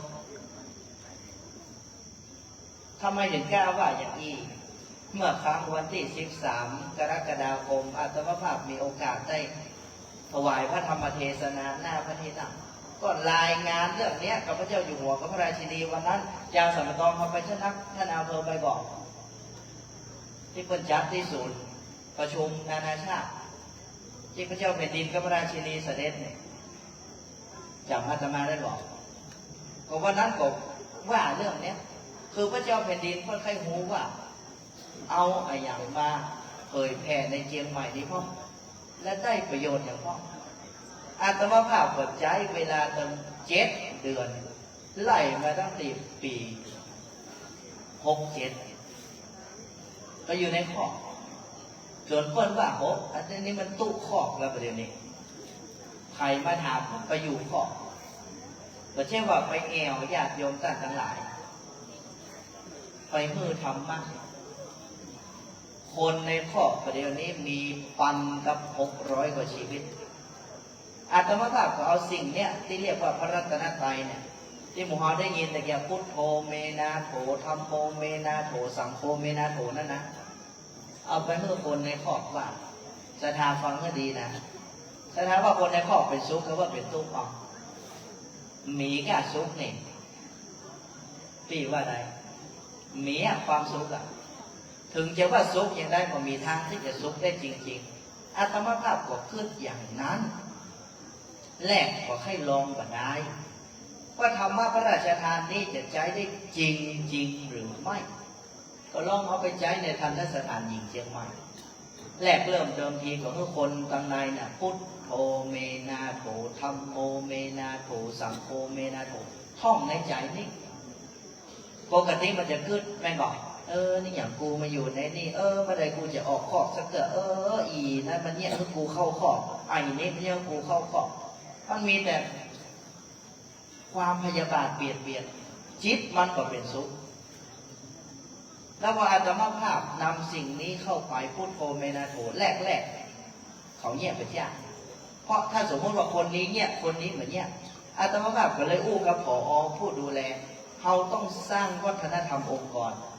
เจ้ากับเจ้าแจ้งไปแจ้งมาไขขยะบอกขยะบอกว่าแต่พุทโธเมนาโถกับตึงทางท่าสถานนั้นมันก็จำเป็นนะครับถ้าเปิดว่ามันบอกว่ามันก็จะโดนมั้งเพราะฉะนั้นมันก็ไหลมาอย่าพุทโธเมนาโถพระพุทธเจ้าเป็นที่พึ่งอันประเสริฐของข้าพเจ้าธัมโมเมนาโถพระธรรมเป็นที่พึ่งอันประเสริฐของข้าพเจ้าสังโฆเมนาโถพระสงฆ์เป็นที่พึ่งอันประเสริฐของข้าพเจ้าอาตมาก็ทำอย่างนี้7 เดือนแต่คิดว่ามันได้อย่างนั้นบอกจะไปแอวหาเขาอินดูเขาก็ได้แต่ผลปรากฏในงานวิจัยว่าเวลานี้ไอ้เรื่องที่เกิดความรุนแรงขึ้นมันหายไปไหนกับหูปกติมันมีอยู่แล้วข้ออย่าด้านต่างๆสารพัดจะอยู่ในหันก็โต๊ะกันก็ตีกันก็ลักครัวกันก็พยังบอกว่านะสารพัดสารเพไอ้ผู้คุมก็ยุ่งแต่ละวันวุ่นวายจะต้องไปแก้ปัญหาพอเอาสิ่งนี้เข้าไปใจอาตมาภาพไปสอน2 เรื่องระลึกพระรัตนตรัยกับเรื่องทักอารมณ์พ่อแม่ศรัทธาญาติโยมไหนร้องว่าร้องแก้ใครหลับอีแม่ใครรับหลับไหนว่าท่านนายอำเภอศรัทธาญาติโยมทั้งหลายวันนี้เพิ่นอัดวิดีโอด้วยเพื่อเขาจะได้เอาวิดีโอของเขานี้ไปส่งต่อว่าอำเภอสันปะตองของเขาได้ร่วมกันขับเคลื่อนแล้วซึ่งท่านนายอำเภอทราบดีว่าเขาก็ได้รับแผ่นสีเหลืองๆนั้นมาเหมือนกันวันนี้ก็เป็นภาพอันวิเศษทีนี้ท่านนายอำเภอญาติโยมท่านทั้งหลายนายเอาลงมาว่าแล้วว่าสิ่งที่เป็นธรรมะพระราชทานนี้มีอย่างพ้องเอาลงว่าตัวเนอพุทโธเมนาโถไม่ใช่พุทโธมีในโถนะไม่ใช่มีในโถนะว่ามันถูกนะพุทโธเมนาโถพระพุทธเจ้าเป็นที่พึ่งอันประเสริฐของข้าพเจ้าธัมโมเมนาโถพระธรรมเป็นที่พึ่งอันประเสริฐของข้าพเจ้าสังโฆเมนาโถพระสงฆ์เป็นที่พึ่งอันประเสริฐของข้าพเจ้าทีนี้เขาว่าพร้อมกันอันนี้มันมีจะเป็นปังคนพวกนะแม่มันเสียงแม่ให้นี่อย่างตะกี้กินขนมเบื้องตุลุงวัดตาจะปีนักมาบริการตะกี้อันนี้เขาว่าพร้อมๆกันเนอะพุทโธเมนาโถพระพุทธเจ้าเป็นที่พึ่งอันประเสริฐของข้าพเจ้าธัมโมเมนาโถพระธรรมเป็นที่พึ่งอันประเสริฐของข้าพเจ้าสังโฆเมนาโถพระสงฆ์เป็นที่พึ่งอันประเสริฐของข้าพเจ้านี่เป็นของว่าการระลึกพระรัตนตรัยระลึกอย่างไรญาติโยมทั้งหลายท่องไว้ในใจ เรียกว่ากระทำไว้ในใจนี้ญาติโยมใครลองก็ลองแหละแต่ว่าตุนี่มันจะว่าแต่ว่าเพราะถ้าบุคคลใดระลึกพระรัตนตรัยจะมีกำลังขึ้นมาอยู่สองอย่างหนึ่งเรียกว่ากำลังใจสองเรียกว่ากำลังปัญญาสองอย่างท่านนายอำเภอกำลังใจกับกำลังปัญญาที่ผ่านมาเวลาเขาแค่ได้กำลังใจเขาไปแง่ใดก็ไปขอที่ไหนได้หวังนะว่าซึ่งในความเป็นจริงมันจำเป็นก็จะต้องเสี่ยงมันจำเป็นก็จะต้องไปขอมันไม่ใช่ของขอได้นะแต่วันนี้หมู่เฮาท่านทั้งหลายเข้าใจว่าความสบายใจคือความพ้นทุกข์ท่านนายอำเภอญาติโยมหมู่เฮาทั้งหลาย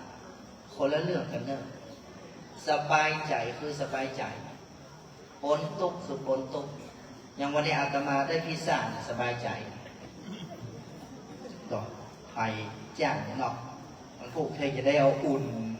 มาเจ้านะครับเนาะมาเพลในเลี้ยงมันจะแข็งหมดราคา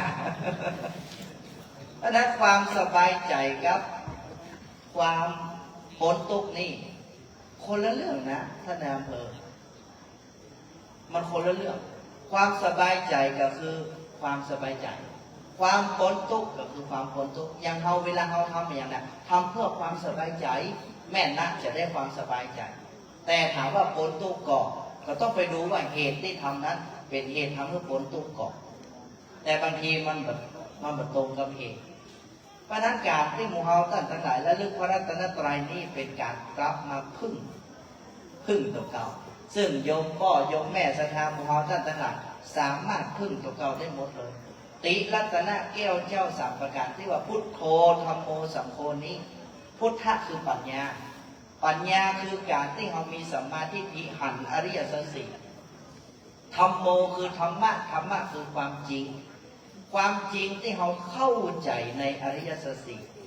สังโฆสังฆะคือความดีสังฆะคือความดีที่เราปฏิบัติต่ออริยสัจสี่ศรัทธาญาติโยมฟังให้ดีนะ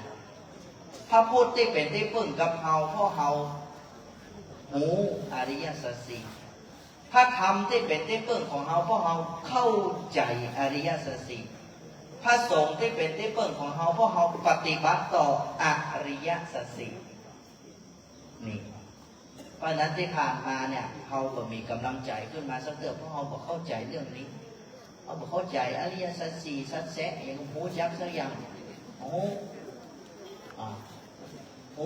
สวดมนต์ภาวนาเป็นของดีสวดมนต์ภาวนาแต่จะมืดดีคือพ้นทุกข์เพราะศรัทธาท่านทั้งหลายแต่วันนี้เขาแค่ดับทุกข์ไปได้กันแต่เขาดับทุกข์มันไม่ได้ทำเหตุของมันเพื่อถูกพระพุทธเจ้าแสดงไว้เลยว่าบุคคลใดหูอริยสัจสี่บุคคลนั้นก็จะเป็นผู้ที่มั่นคงนะเสาหลักใจที่ฝังดินไว้ดีแล้วย่อมไม่หวั่นไหวด้วยพายุจากสี่ทิศฉันใดบุคคลเหล่าใดได้เห็นอริยสัจสี่ย่อมไม่หวั่นไหวด้วยโลกกับธรรมฉันนั้นเพราะมันเข้าใจว่าอย่างไรสัมมาทิฏฐิความเห็นถูกมันทำงานภายในใจว่ากายกับใจนี้เจเฮาเนอร์ถ้ายึดมั่นถือมั่นในกายกับใจนี้เป็นเหตุแห่งทุกข์เนอร์เพราะฉะนั้นความจะดับทุกข์ได้คือบ่ยึดมั่นถือมั่นในกายกับใจแต่ทีนี้จะเงี่ยอย่างไรบ่ต้องยึดมั่นในกายกับใจก็ต้องเข้าใจอริยสัจสี่เจริญสัมมาทิฏฐิคือการระลึกพระรัตนตรัยและยาอย่างที่สองไหนพ่อแม่ศรัทธาญาติโยมฟังแล้วจำมาได้ขึ้นโจทย์เนอวันนี้ของดีการหาดับทุกข์ท่านทั้งหลายรู้จักโลกหนึ่งก่อนโลกที่มันกำลังระบาดอยู่เวลานี้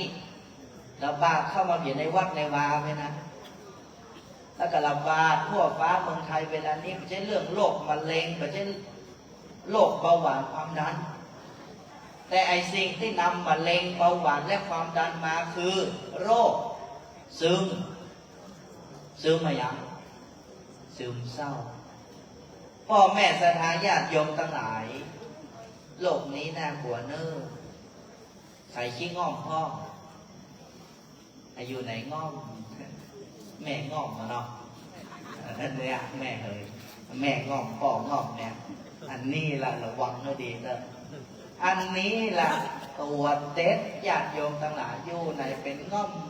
นะเอาจังหวัดศรัทธานะปีกมาหาพระเนรเอานะครับเนาะบางทีอยู่วัดเนี่ยมันแยกอย่างหมดแล้วอ่ะตัวหลวงตัวนาครับเอาแยกอย่างแล้วมันจะทำความสะอาดอย่างหมดแต่มันอย่างมันแบบเต็มใจมันยังกัดจังเบื่อแบบไอ้แยกอย่างไม่อย่างมันทุกอกทุกใจมันแยกได้อันนี้แหละเป็นตัวกำเนิดแล้วเวลานี้ญาติโยมทุกท่านไอ้ประเภทว่าซึมเศร้าธรรมดาที่บอกว่า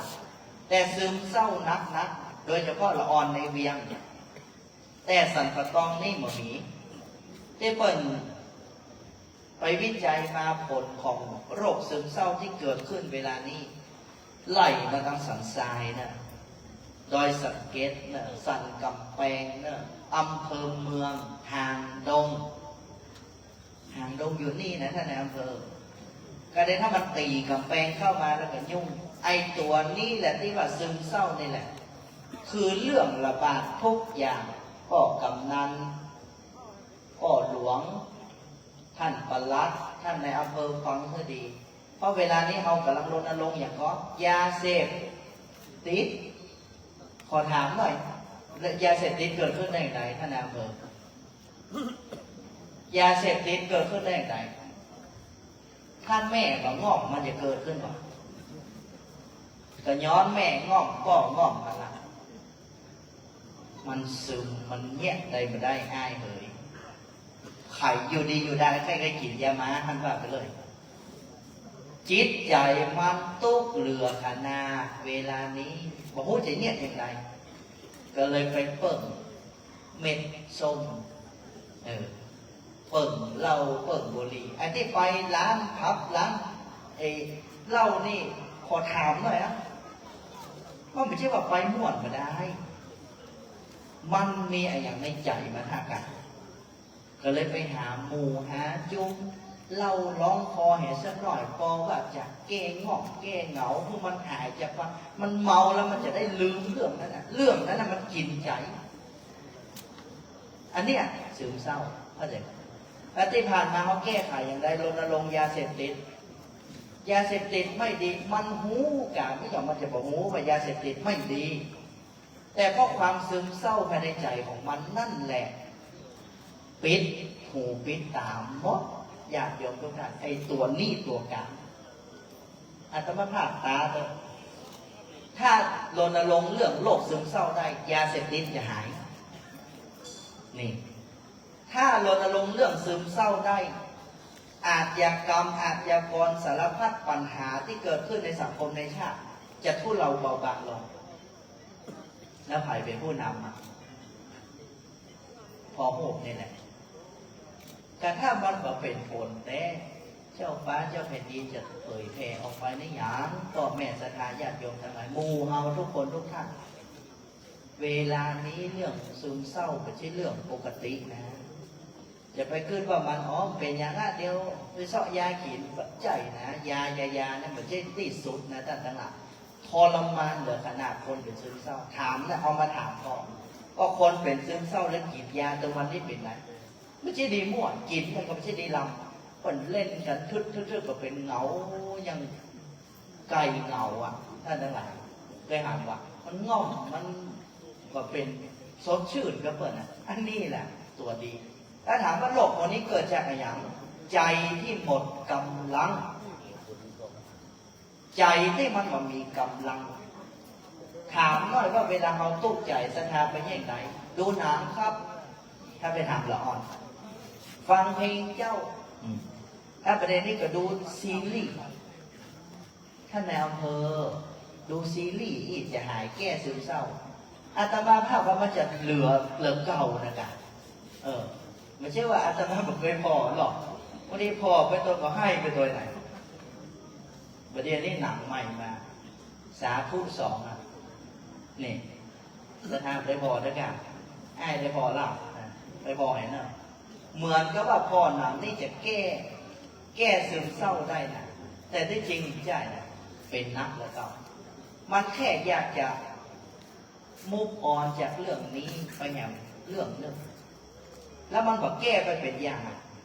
เพียงแค่อยากจะถอยจากเรื่องนี้แต่ไปฮับแหมเรื่องนึงแล้วเรื่องนักหนาสาการเหมือนกันสักท่าจะอยู่อย่างไรเพราะฉะนั้นนี่อัตมาภาพกำลังเชื่อเมื่อท่านทั้งหลายทำความเข้าใจว่าระหว่างความสบายใจกับความปวดทุกข์คนละเรื่องกันเนอะแต่ตรงวันนี้เอารณรงค์เพียงแค่ความสบายใจแต่เอาบทรณรงค์แก่นของมันเพราะฉะนั้นการถ้ามูเฮาท่านทั้งหลายรณรงค์เรื่องโรคซึมเศร้าด้วยการนำพระรัตนตรัยอย่างที่เวลานี้ท่านส่งอำเภอสัมปะตองของเรา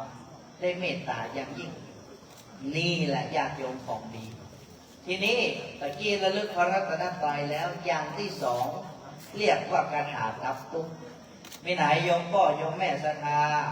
เอาลงกันสักหน่อยเนาะของขวัญดีสำหรับคืนนี้ใกล้จะสิ้นปีแล้วลูกเต้าเราก็จะมาแอวหาเอาพวกมกรากุมภาจะได้มีของดีขึ้นเขาแล้วของดีนี้อย่างจำเพื่อดีไหนศรัทธาญาติโยมว่าโดยอัตมภาพเนอนี่คืออารมณ์นี่คืออารมณ์อารมณ์กำลังเกิดขึ้นกับจิตจิตกำลังมีอารมณ์อารมณ์กำลังปรุงแต่งจิตจิตกำลังถูกอารมณ์ปรุงแต่งนี่คืออารมณ์อารมณ์กำลังเกิดขึ้นกับจิตจิตกำลังมีอารมณ์อารมณ์กำลังปรุงแต่งจิตจิตกำลังถูกอารมณ์ปรุงแต่งคำว่าอารมณ์นี้หมายถึงความรู้สึกที่เกิดขึ้นอย่างประเดี๋ยวศรัทธาให้ปิ๊กบ้านไปหรอกก็ตั้งอารมณ์ไปแหละนี่คือความอยากให้ปิ๊กบ้านความไข้ปิ๊กบ้านกำลังเกิดขึ้นกับจิตจิตกำลังมีความอยากให้ปิ๊กบ้านความไข้ปิ๊กบ้านกำลังปรุงแต่งจิตจิตกำลังถูกความไข้ปิ๊กบ้านปรุงแต่งตุลุงตั้งไปนะครับเนอะประเด็นนี้กำลัง2 ทุ่มน้อยๆอยู่2 ทุ่มน้อยๆแต่ทายญาติโยมท่านทั้งหลายวันนี้หลวงพ่อวัดมคุณวานเสี่ยงตะไดจัดสถานที่นี่ยังมาเตะเนี่ยน้อยเดียวมันคุ้มค่าพิซซ่า2 ฟองนิ่งได้มันต้องสักหน่อยแต่สถานญาติโยมท่านทั้งหลายอาตมาภาพขอเวลาเอาเถอะคนสัตว์ประตองอย่างเดียวกันเราเคยขออย่างนั้นแต่วันนี้ขออย่างเดียวท่านในอำเภอพ่อแม่ศรัทธาญาติโยมทุกท่านขอเพิ่มเงียนหูเรื่องนี้ฝากตัวลุงตัวน้าครูบาอาจารย์ด้วยนะครับไม่ใช่ว่าศรัทธาปิ๊กไปถามว่าอย่างก็ตู้ทออย่างก็คุณกับผมเหมือนกันอันนี้กันจบข่าวในพระราชสำนักแล้วครับ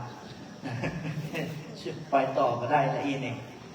ศรัทธาญาติโยมมีไหนทักอารมณ์แห่งคำหนึ่งว่าตัวเนอะนี่คืออารมณ์อารมณ์กำลังเกิดขึ้นกับจิตจิตกำลังมีอารมณ์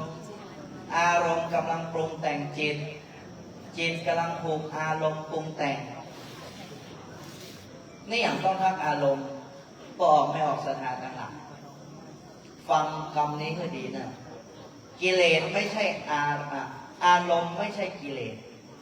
แต่กิเลสเกิดจากอารมณ์ใครถ้ามีความโกรธพ่อถ้านายอำเภอชอบโกรธใครชอบมีความโลภพ่อใครชอบมีความหลงพ่อใครชอบมีความงุนงิดพ่อฟุ้งซ่านชอบก่อนให้รับเหงานอนชอบก่อนเขาก็ต้องแบบชอบโมนี้สักหน่อยเวลามีก็ไม่อยากจะมีมันแต่ศรัทธาหารู้ไหมว่านี่เป็นธรรมชาติศรัทธาจะเข้าใจพ่อขอว่าโลภโกรธหลงนี่เป็นธรรมชาติแต่เขาจะจัดการกับโลภโกรธหลงนั้นไม่ใช่ว่าห้ามมันให้มันโลภห้ามมันให้มันโกรธห้ามมันให้มันหลงแต่วิธีการจัดการนั้นคือรู้มันเข้าใจหรือยัง ง่ายที่สุดศรัทธาจำตอนเขาจะนอนได้ก่อนแต่วันที่มีนักศรัทธานอนบ่หลับนี่อย่างนอนบ่หลับเพราะว่าอยากหลับจะไปงงนะ3 ทุ่มปิดไฟนอนละแล้วก็กล่อมจิตตัวเก่ารับหนอรับหนอรับแหลกก็มึงยังไม่รับก็ประเด็นรับเน้อรับวันนี้จะรับเจ้ารับมันจิตมันก็ไปเลยมันสถานทั้งหลายเราก็บังคับจิตเนี่ยรับถ้ามา3 ทุ่มแล้วนะประเด็นนี้ตี 2รับแหลกรับสถานหูก็ว่ามันผิดพลาดตรงไหนถ้านามเภอหูก่อนมันผิดพลาดตรงที่ว่าเฮาไปอยากรับมันจะรับหรือบ่รับนั่นก็ต้องไปยุ่งมันนะประเดี๋ยวนี้ขอเพียงแค่สถานหูตัวเก่าก็เพราะว่าตัวเก่าจะรับก่อนรับมันต้องไปกล่อมมันต้องไปบอกมันต้องไปบังคับอะไรอย่างมันพ่อมันเฉยๆมันจะรับบ่รับเรื่องของมันแต่หูปัจจุบันขณะหูมันก็เพราะว่ารับสมมติว่ามันเกิดนักเกิดมากทักอารมณ์นี่คือความคิดแน่จะเริ่มได้ใจแล้วการหารับทุกจะเริ่มได้ใจแล้วนะโดยเฉพาะไอ้นอนบ่หลับเนี่ยศรัทธาจะเงี่ยงใดทักอารมณ์เพราะศรัทธาบ่หลับเพราะคิดมากแล้วศรัทธาเนี่ยใดก็ความคิดห้ามจะไปคิดแหละมันไม่ใช่มันบ่ถูกศรัทธาต้องทักอารมณ์คือหูมันนี่คือความคิดกำลังเกิดขึ้นกับจิตกำลังมีความคิดกำลังปรุงแต่งจิตกำลังถูกความคิดปรุงแต่งไม่ใช่หมายความว่าพอตั้งอารมณ์แล้วจะเป็นเครื่องทำให้กันอารมณ์นั้นไม่ใช่ที่ทักอารมณ์เพราะหูอารมณ์ไม่เป็นตามอารมณ์ศรัทธาญาติโยมฟังบทนี้ไว้ดีๆนะทุกข์เพราะไม่รู้แล้วจึงพ้นทุกข์นี่เป็นหัวใจนะน้ำธรรมคำสอนของพระเจ้าเราเนี่ยสำคัญมากทุกข์เพราะรู้แล้วจึงพ้นทุกข์บุคคลใดให้พ้นทุกข์บุคคลนั้นต้องสร้างองค์รู้เพื่อแก่จิตแล้วรู้อะไรอย่างไรรู้อริยสัจสี่ศรัทธาเคยได้ยินคำว่าอวิชชาก่อนอวิชชาที่แปลว่าความบรรลุเนี่ยคือบรรลุ4 อย่างบรรลุอริยสัจก็อันนั้นบรรลุอันนี้ทุกข์อันนี้เหตุแห่งทุกข์การดับทุกข์วิธีการดับทุกข์คนบรรลุ4 อย่างเนี่ยเรียกว่าคนมีอวิชชาแต่ถ้าหู4 อย่างนี้เรียกว่าคนมีปัญญาเพราะฉะนั้นญาติโยมท่านทั้งหลายคุณค่ามันจะเกิดตรงไหนมันจะเกิดตรงที่ว่าศรัทธาญาติโยมมีธรรมะจริงๆและนี่แหละเขาเรียกว่าธรรมะคือธรรมชาติธรรมะคือเห็นธรรมชาติตามความเป็นจริงแต่ทุกวันที่มันไม่ใช่ธรรมะเพราะอะไรอย่างเพราะออกไม่ออกศรัทธาญาติโยมอยากจะฝืนธรรมชาติเวลาทุกข์ก็ไม่อยากทุกข์เวลาเจ็บก็ไม่อยากเจ็บศรัทธาไปมีตัณหากับมันตัณหาแปลว่าความอยากเป็นเหตุแห่งทุกข์ศรัทธาลองสำรวจใจตัวเก่าว่าเถอะถ้าอยากสิ่งใดนั่นแหละเหตุแห่งทุกข์เพราะว่าจะอยากได้อยากเป็นไปอยากได้อยากเป็นกามตัณหาภวตัณหาวิภวตัณหา3 ตัวเนี่ยตัวเด็ดที่เงี้ยเมื่อศรัทธาบอกเป็นสุขเติมวันนี้แต่ถ้าบุคคลใดเข้าใจและล่วงตัณหา3 อย่างนี้ได้มันก็จะตรงกับที่ศรัทธาอิตังตานากัมมังนิพปานาปัจจโยตุโนนิจักนิพปานะปัจจโยนั้นที่ว่านิพปานนี่ก็คือการดับไปซึ่งตัณหาแต่ดับตัณหาจะดับได้อย่างไรก็ต้องรู้ก่อนว่าไอ้อย่างคือตัณหาแล้วเมื่อรู้ว่าไอ้อย่างคือตัณหาพอไปคล้องแวะกับตัณหาแล้วตัณหาจะลุกที่ไหนมาเมื่อพอมีตัณหาความทุกข์ที่ไหนจะกัดก่อนกินใจศรัทธาญาติโยมทุกท่าน ค่อยๆฟังไปเถอะวันนี้ฟังประมดก็เป็นยังก้อยเข้าไปฟัง FM 96 9 โมงถึง 10 โมงอาตมาภาพนี่อย่างจะโมโหหลวงพ่อลงนะครับนี่อย่างผมจะโมโหว่าพอเตะเรื่องนี้สถาผมรู้เรื่องตู้ยังมาเตะอะไรอย่างที่มันม้วนๆเลยนี้ก็ถ้าบอกโหก็ควรจะโหที่จริงอาตมาภาพนั่งกันมาทีนะไปได้เตะมาเมินแล้วมาทีก็ยังดีครูบาอาจารย์เมตตานี่หมดไปไม่ใช่ว่าบอกให้เตะญาติโยมทุกท่านแต่อาตมาภาพก็เอ็นดูศรัทธาได้เพราะตะวันนี้ศรัทธาญาติโยมทั้งหลายเป็นทุกข์แต่กับโมโหวิธีการดับทุกข์มันเหมือนยาขมกับยาหวานไข่เดี๋ยวมาห่มยาขมแต่หวานเป็นลมขมเป็นยาเนื้อศรัทธาเหยนี่อย่างจะโมโหศรัทธานายจะตายฟังอะไรอย่างนั้นอริยสัจสี่สัจแจ๊อย่างกับโมโหพุทโธเมนาโถนาเถอะอย่างกับโมโหแต่ศรัทธาเข้าใจหรือไม่ธรรมะต้องทำถึงจะเห็นผลแต่อันนี้ธรรมะบัดทำฟังหูซ้ายปุ้งหูขวาไปไหนกับโมโหพอออกไปกุมกับวันนี้ขนมหลวงพ่อวัดราชปีลำกุมด้านละมันเกิดจะได้ละและศรัทธาเป็นตุ๊กเป็นโต้นมาจะแย่ได้โมโหก็โล่นไปหาทุกเจ้านะก็โล่นไปหาทุกเจ้านะเพราะทุกเจ้าก็ให้หนีในวันนี้ไอ้อย่างก็เมื่อสรุปว่าศรัทธาผลตุ๊กแต่ตุ๊กไปกล่องอยู่วัดฝุ่นศรัทธาหายซึมเศร้าแต่ทุกเจ้าเป็นซึมเศร้าเองยุ่งละอีนี่ศรัทธาเหยช่วยแบ่งเบาภาระของเธอไอ้อย่างหูได้ช่วยกันเฮียนได้กับเฮียนไปเถอะศรัทธาเข้าใจก่อนเพราะฉะนั้นเอามาช่วยกันเวลานี้ในเวียงศรัทธาในเวียงเริ่มแล้วร่วมสร้างวัฒนธรรมการดำเนินชีวิตด้วยอริยสัจสี่สรุปความว่าอริยสัจสี่วันนี้หูสองอย่างแล้วก็พุทโธเมนะโถธัมโมเมนะโถสังโฆเมนะโถนี่คืออารมณ์กำลังเกิดขึ้นกับจิตกำลังมีอารมณ์กำลังปรุงแต่งจิตกำลังถูกอารมณ์ปรุงแต่งสองอย่างนี่แหละเป็นสัมมาทิฏฐิเพราะศรัทธาญาติโยมเข้าใจต่ออริยสัจและปฏิบัติต่ออริยสัจจึงเป็นมรรคสัจจะศรัทธาจะมูได้เห็นได้ว่าธรรมะที่อาตมาภาพนำมาแสดงในวันนี้ใจได้ใจก็ได้ละอ่อนโลกช่วยจำไว้ให้พ่อแม่โดยเวลาพ่อแม่โกรธนะลูกเนอะแม่นี่คือความโกรธกำลังเกิดขึ้นกับจิตใจได้แต่บ่ได้แต่ท่านในอำเภอฝากท่านผู้มีเกียรติญาติโยมทุกท่านฝากลองเอาไปใช้ตั้งแต่วันพรุ่งนี้ท่านในอำเภอไปบอกลูกน้องเนอะลูกไปท่องแล้วทีนี้เรามาสร้างวัฒนธรรมองค์กรกันสมมติว่าใครในองค์กรมิ่งขึ้นมาเพื่อปากันว่านี่คือความมิ่งกำลังเกิดขึ้นกับจิตนะเจ้าเนออีเนาะสร้างอย่างนี้แล้วศรัทธาญาติโยมจะมีความสุขก็ถ้ามันใจบ่ได้แต่ในครอบจะสงบได้ใจญาติโยมลงขึ้นเพราะว่าในครอบยังได้มาแล้วได้เอาองค์กรของเขาเนี่ยครอบครัวของเรานี่ยังมันจะใจก็ได้เพราะนั้นอาตมาภาพขอฝาก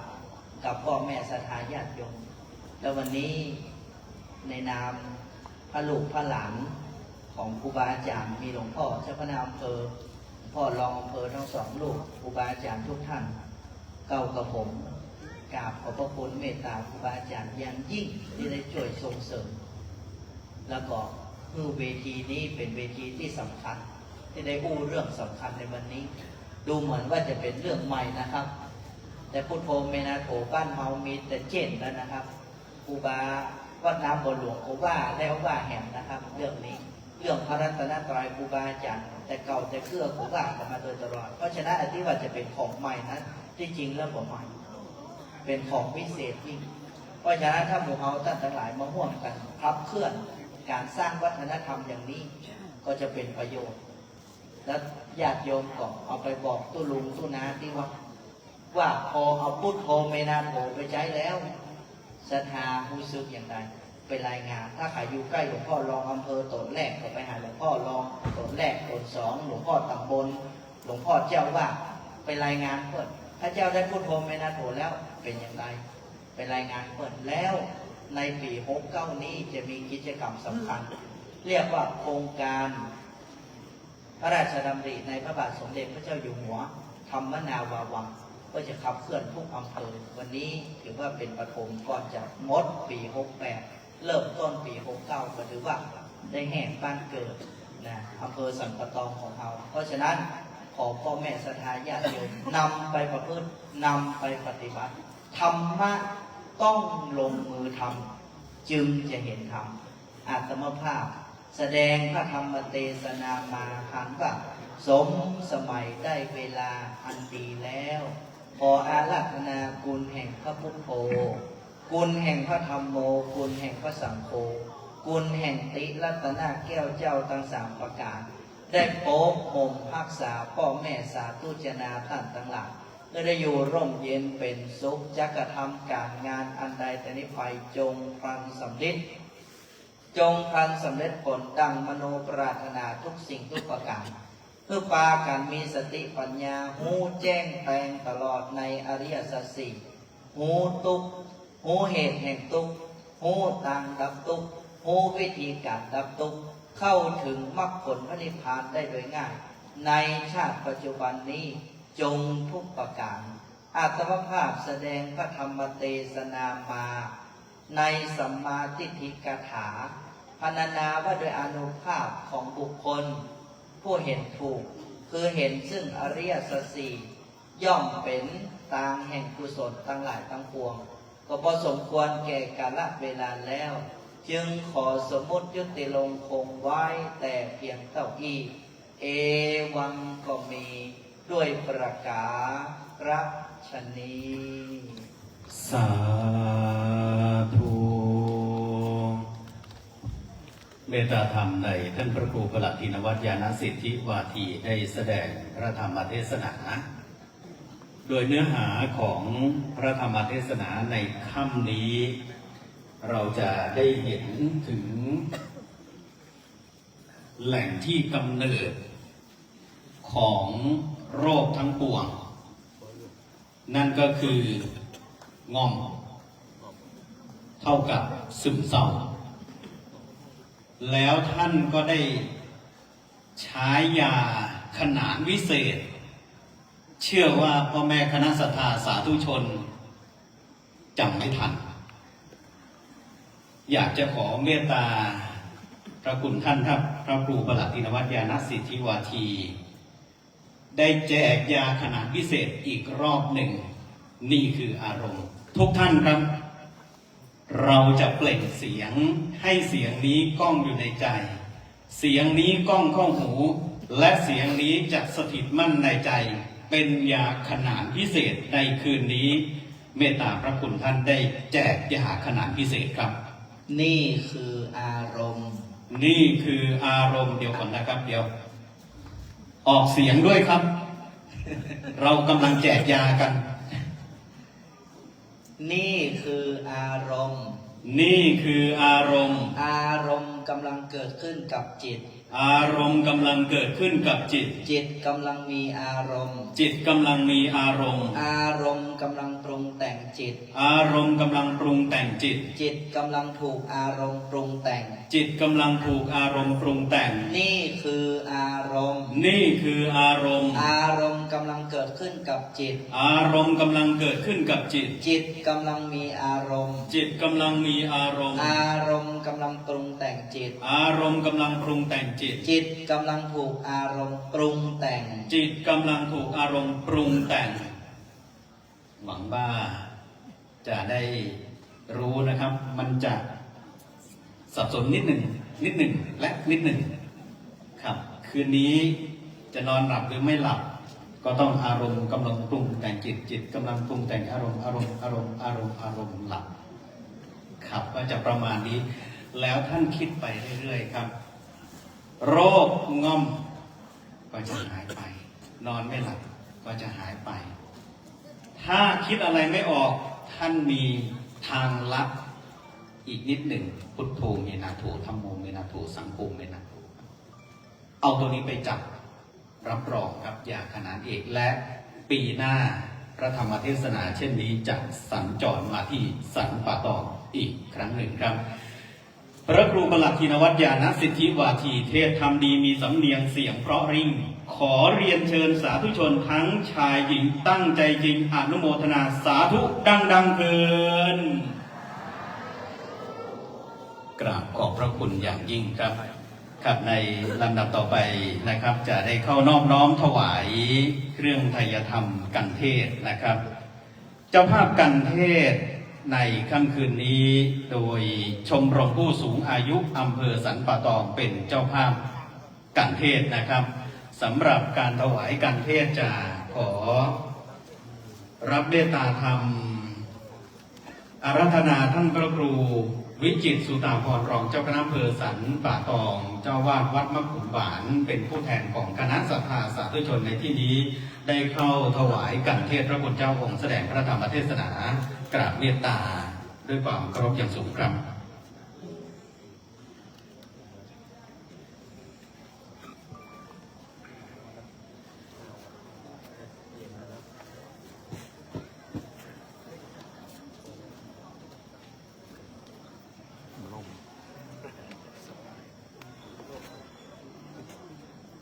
พ่อแม่คณะศรัทธาสาธุชนทุกท่านครับตอนนี้กำลังจะถวายกันเทศเราพนมมือขึ้นสาธุ3 ครั้งพร้อมๆกันนะครับสาธุสาธุสาธุอนุโมทามิขออนุโมทนากราบขอบพระคุณเจ้าภาพกันเทศนะครับชมรมผู้สูงอายุอำเภอสันป่าตองหลังจากที่ได้ถวายกันเทศแล้วนะครับโครงการธรรมะสัญจรส่งเสริมคุณธรรมนำธรรมะถึงชุมชนปัญญาเติมใจคนประจำปีพุทธศักราช 2569 ปีหน้าเราจะสรรหาเจ้าภาพในคืนนี้จะทราบนะครับว่าปีหน้านั้นเจ้าภาพจะเป็นวัดไหนนะครับขอกราบเมตตาธรรมหลวงพ่อพระครูสุนทรขันติรัตน์เจ้าคณะอำเภอสันป่าตองได้เมตตาจับสลากเจ้าภาพปีหน้านะครับโครงการธรรมะสัญจร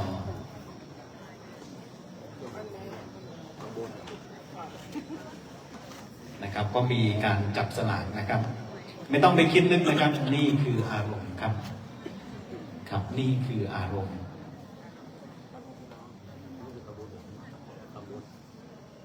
สำหรับเจ้าภาพโครงการธรรมะสัญจรส่งเสริมคุณธรรมในปี 2569 ได้แก่ตำบลยุวาครับนี่คืออารมณ์นะครับตำบลยุวานะครับปีหน้าส่วนจะเป็นวันที่เท่าไรเดือนไหนนั้นเดี๋ยวจะกำหนดอีกครั้งหนึ่งนะครับตอนนี้เราก็ไปซักซ้อมนะครับรักษาโรคง่อมไปก่อนเดี๋ยวท่านพระครูประหลัดธินวัฒน์ญาณสิทธิวาทีจะมาสอบอารมณ์นะครับหลังจากที่ได้ทราบแล้วว่าโครงการธรรมะสัญจรในปีหน้าตำบลยุวานะครับถัดจากนี้นะครับในลำดับต่อไปทุกท่านจะได้รับพรจากพระคุณเจ้าองค์แสดงพระธรรมเทศนากราบอาราธนาท่านพระครูประหลัดธินวัฒน์ญาณสิทธิวาทีได้อนุโมทนาให้พรขอเรียนเชิญคณะสัตยาสาธุชนทุกท่านได้รับพรวันนี้ครับยะถาวาริวหาปุราปาริปุเรนติสาครังเอวะเมวะอิโตทินังเปตานังอุปกัปปเตอิจิตังปฏิตังตุมหังคิปะเมวะสมิจฉโตสัพเพปุเรนตุสังกปาจันโทปนรโสยะถามณิโจติระโสยะถาสัพพิติโยวิวัชชันโตสัพพโรโควินัสสตุมาเตภวตวันตรโยสุขีติขายุโกภวะอภิวาทนาสีลิสะนิจังพุทธาปัจจายโน จตตารโอธรรมาวัฏันติอายุวันโนสุขังภะลัง สาธุและท้ายสุดแห่งโครงการธรรมสัญจรในปีนี้ขอกราบนิมนต์พระสงฆ์และเรียนเชิญคณะสัทธาสาธุชนทุกท่านได้ร่วมกันเจริญจิตตภาวนากำหนดลมหายใจเข้าออกฝึกรู้เท่าทันอารมณ์นี่คืออารมณ์กำลังเกิดขึ้นกับจิตจิตกำลังมีอารมณ์กำลังปรุงแต่งจิตกำลังถูกอารมณ์ปรุงแต่งคือคาถาดับทุกข์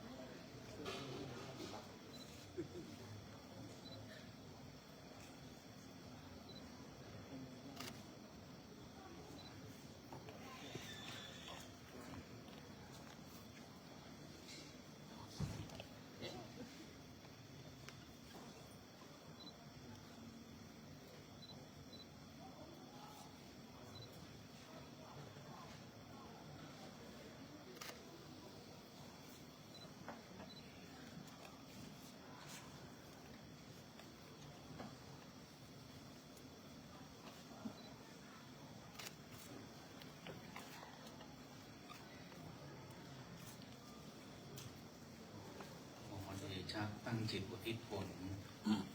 บุญกุศลนี้แผ่ไปให้ไพศาล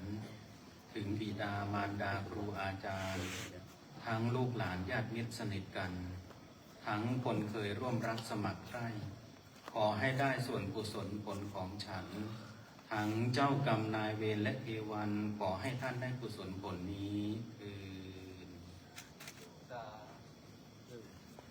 กราบขอบพระคุณทุกท่านนะครับลำดับต่อไปร่วมกันกล่าวคำแผ่เมตตาแบบพื้นเมืองนะครับอิตังตานากรรมังนิพพานาปัญจโยโหตุโนนิจังอิตังศีลกรรมังนิพพานาปัญจโยโหตุโนนิจังอิตังภาวนากรรมังนิพพานาปัญจโยโหตุโนนิจังยังกินจิกุสาลังกาตาปังกัมมังสัพเพอิกาตังปุญญังโนอนุโมทันตุสุนันตุโพนโตเยเทวาสัมมิงทาเนกาตาอิกายุกาสัทธาโอนตุสัมปัสสัตตานังสุขีอัตตานังบาริหารันตุมาตาปิตาสุขิตาโอนตุตุกะปะมุญจันตุสัพเพยะตกาสุขิตาโอนตุตุกะปะมุญจันตุสัพเพ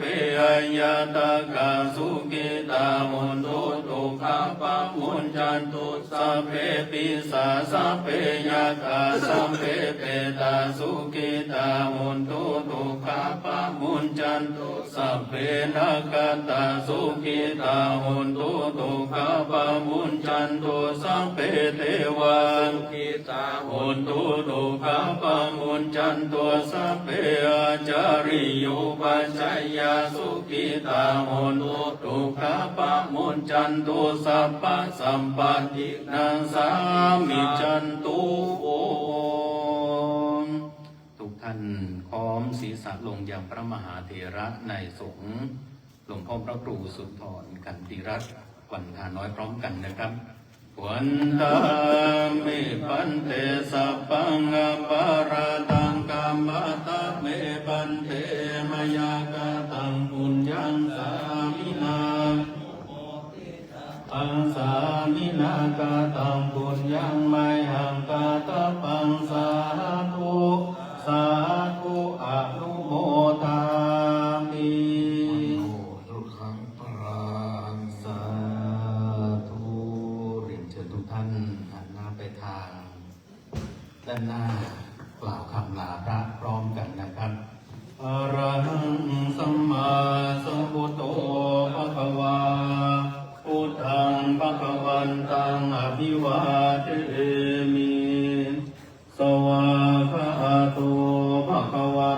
ธัมโมธัมมังนัมมัสสามิสุปฏิปันโนภะคะวะโตสาวกสังโฆสังฆังนะมามิ และในลำดับนี้ขอเรียนเชิญท่านนายอำเภอสันป่าตองท่านวาสนาบุญธรรมช่วยประธานในพิธีกราบลาพระพุทธณด้านบนจากนั้นทำความเคารพณเบื้องพระบรมฉายาลักษณ์และกราบลาประธานสงฆ์ขอเรียนเชิญครับ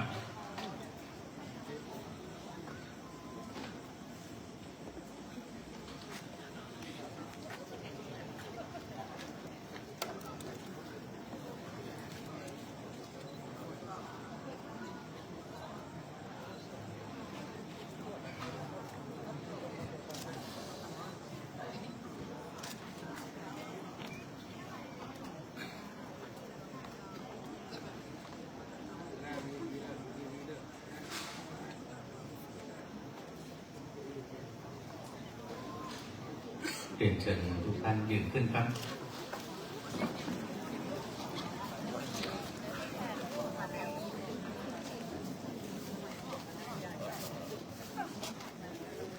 จากนั้นท่านนายอำเภอ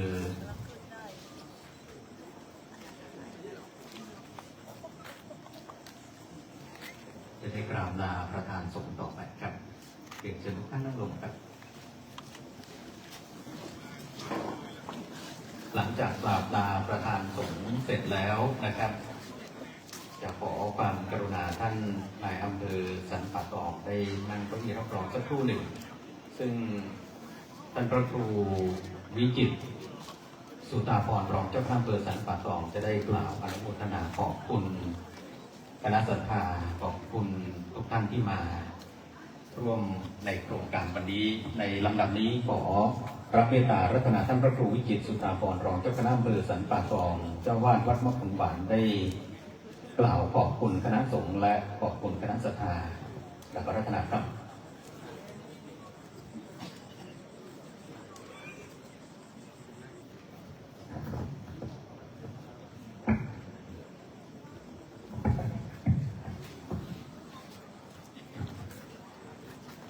ขอถวายความเคารพหลวงพ่อท่านพระครูสุนทรขันติรักษ์เจ้าคณะอำเภอสันป่าตองหลวงพ่อพระครูสถิตธรรมาภินันท์รองเจ้าคณะอำเภอสันป่าตองครูบาอาจารย์เจ้าคณะตำบลผู้ตำบลพระเจ้าประสงค์ในอำเภอสันป่าตองนี่กุตนกุองค์ขอเจริญพรท่านนายอำเภอสันป่าตองท่านหัวหน้าส่วนราชการท้องที่ท้องถิ่นตลอดถึงประธานสันนิบาตการเข้าในอำเภอสันป่าตองเฮากู้วัดกู้หมู่บ้านอัตมาภาพในนามคณะสงฆ์อำเภอสันป่าตองได้ดำเนินการจัดการโครงการธรรมสัญจรครั้งที่1ก็เรียบร้อยไปก็ต้องขออนุโมทนาขอบคุณครูบาอาจารย์ตลอดถึงอนุโมทนาญาติโยมทุกภาคส่วนที่ได้มีส่วนร่วมในการจัดกิจกรรมครั้งนี้ โดยเฉพาะอย่างยิ่งแล้วคณะศรัทธาของวัดมะขุนวานเป็นหลักคณะศรัทธาในตำบลมะขุนวานเป็นหลักอันมีพ่อกำนันตลอดถึงวัดหลวงบ้านทุกหมู่บ้านได้ร่วมกันจัดกิจกรรมครั้งนี้อาตมาภาพเองก็ต้องขออนุโมทนาแห่งเกื้อหนึ่งแต่ใกล้แล้วเนี่ยถ้าเป็นเจ้าบ้านนี่อย่างเวลาวันเนี้ยเปิ้นจะไปจัดงานปีหน้าเปิ้นก็จะมีการมอบธงกันจะเป็นธงซีเกมเนาะแต่ปีหน้านี้ก็เป็นมอบธงมอบไม้ให้กับคณะสงฆ์ตำบลยุวาไปดำเนินกิจกรรมโครงการธรรมสัญจรเพื่อที่2ส่วนจะเป็นวัดใดนั้นก็คงจะต้องมีการแจ้งและประชุมต่อไปเพราะนั้น ครูบาอาจารย์ก็ดีญาติโยมทุกท่านก็ดี เดินทางปิดบ้านปิดจอมกองขอให้ประสบแต่ความสุขกายสุขใจ เจริญในหน้าที่การงาน รับดีฝันดีกันทุกท่านทุกคน เจริญพร สาธุและท้ายสุดจริงๆนะครับท้ายสุดจริงๆขอเรียนเชิญคุณ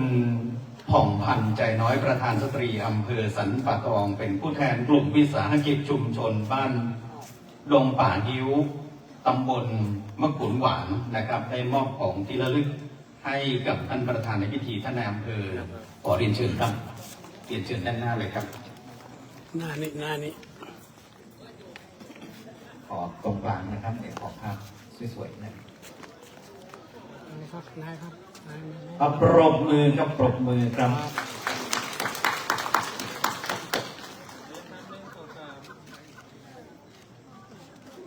กราบขอบพระคุณอย่างยิ่งนะครับเสร็จสิ้นพิธีการเรียบร้อยอย่างสมบูรณ์ทุกประการทีนี้คณะไหนที่จะถ่ายรูปก็เรียนเชิญได้ตามสะดวกได้เลยนะครับสำหรับในคืนนี้นะครับโครงการธรรมะสัญจรส่งเสริมคุณธรรมนำธรรมะถึงชุมชนปรัชญาเติมใจคนประจำปีพุทธศักราช 2568 นะครับก็เป็นอันเสร็จสิ้นอย่างสมบูรณ์แบบนะครับและได้สาระดีๆหวังว่าในปีหน้าตำบลยุวาที่รับองค์ต่อนะครับในโครงการธรรมะสัญจรจะเป็นส่วนที่ยังประโยชน์ให้เกิดยิ่งขึ้นไปนะครับ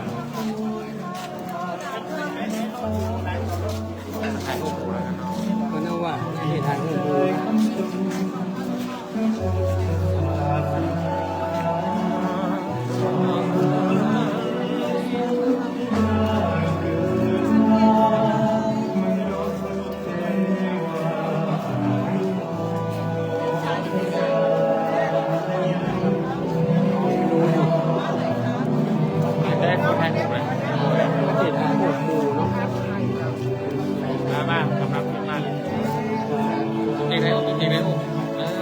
มดเลยกะนะมดเลยกะ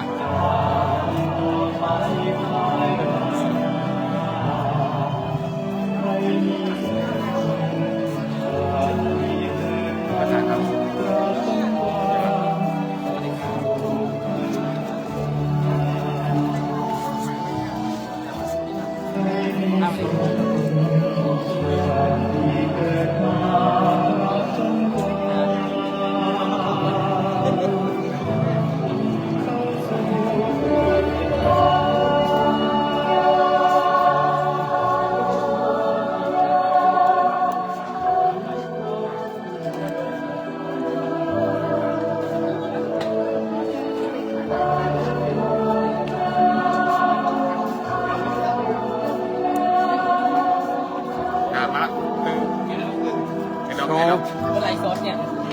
ออนไลน์ไปทั่วโลกหายงอนไปทั่วโลกอะไรให้กูฟังดูไอ้ข้าลูกนี้มีทำโคตรผมเลยวันที่ 12จะมีบอกให้มาทันว่าแสงสว่างกี่โมงลูกจะดูไม่ทันยังดูรถมาเที่ยวน่าจะทัน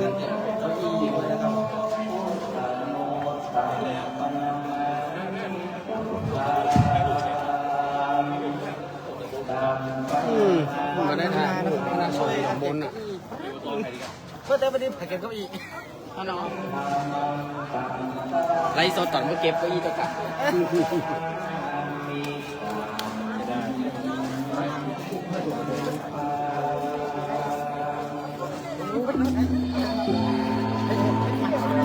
ได้ครับเจ้านายเจ้าพี่มันจะมีก่อนเลยญี่ปุ่นนะครับญี่ปุ่นนะอาหารญี่ปุ่นบ้านเราต้มเนาะไม่หิวนะเนี่ยหมายถึงว่าอยู่พูดนะ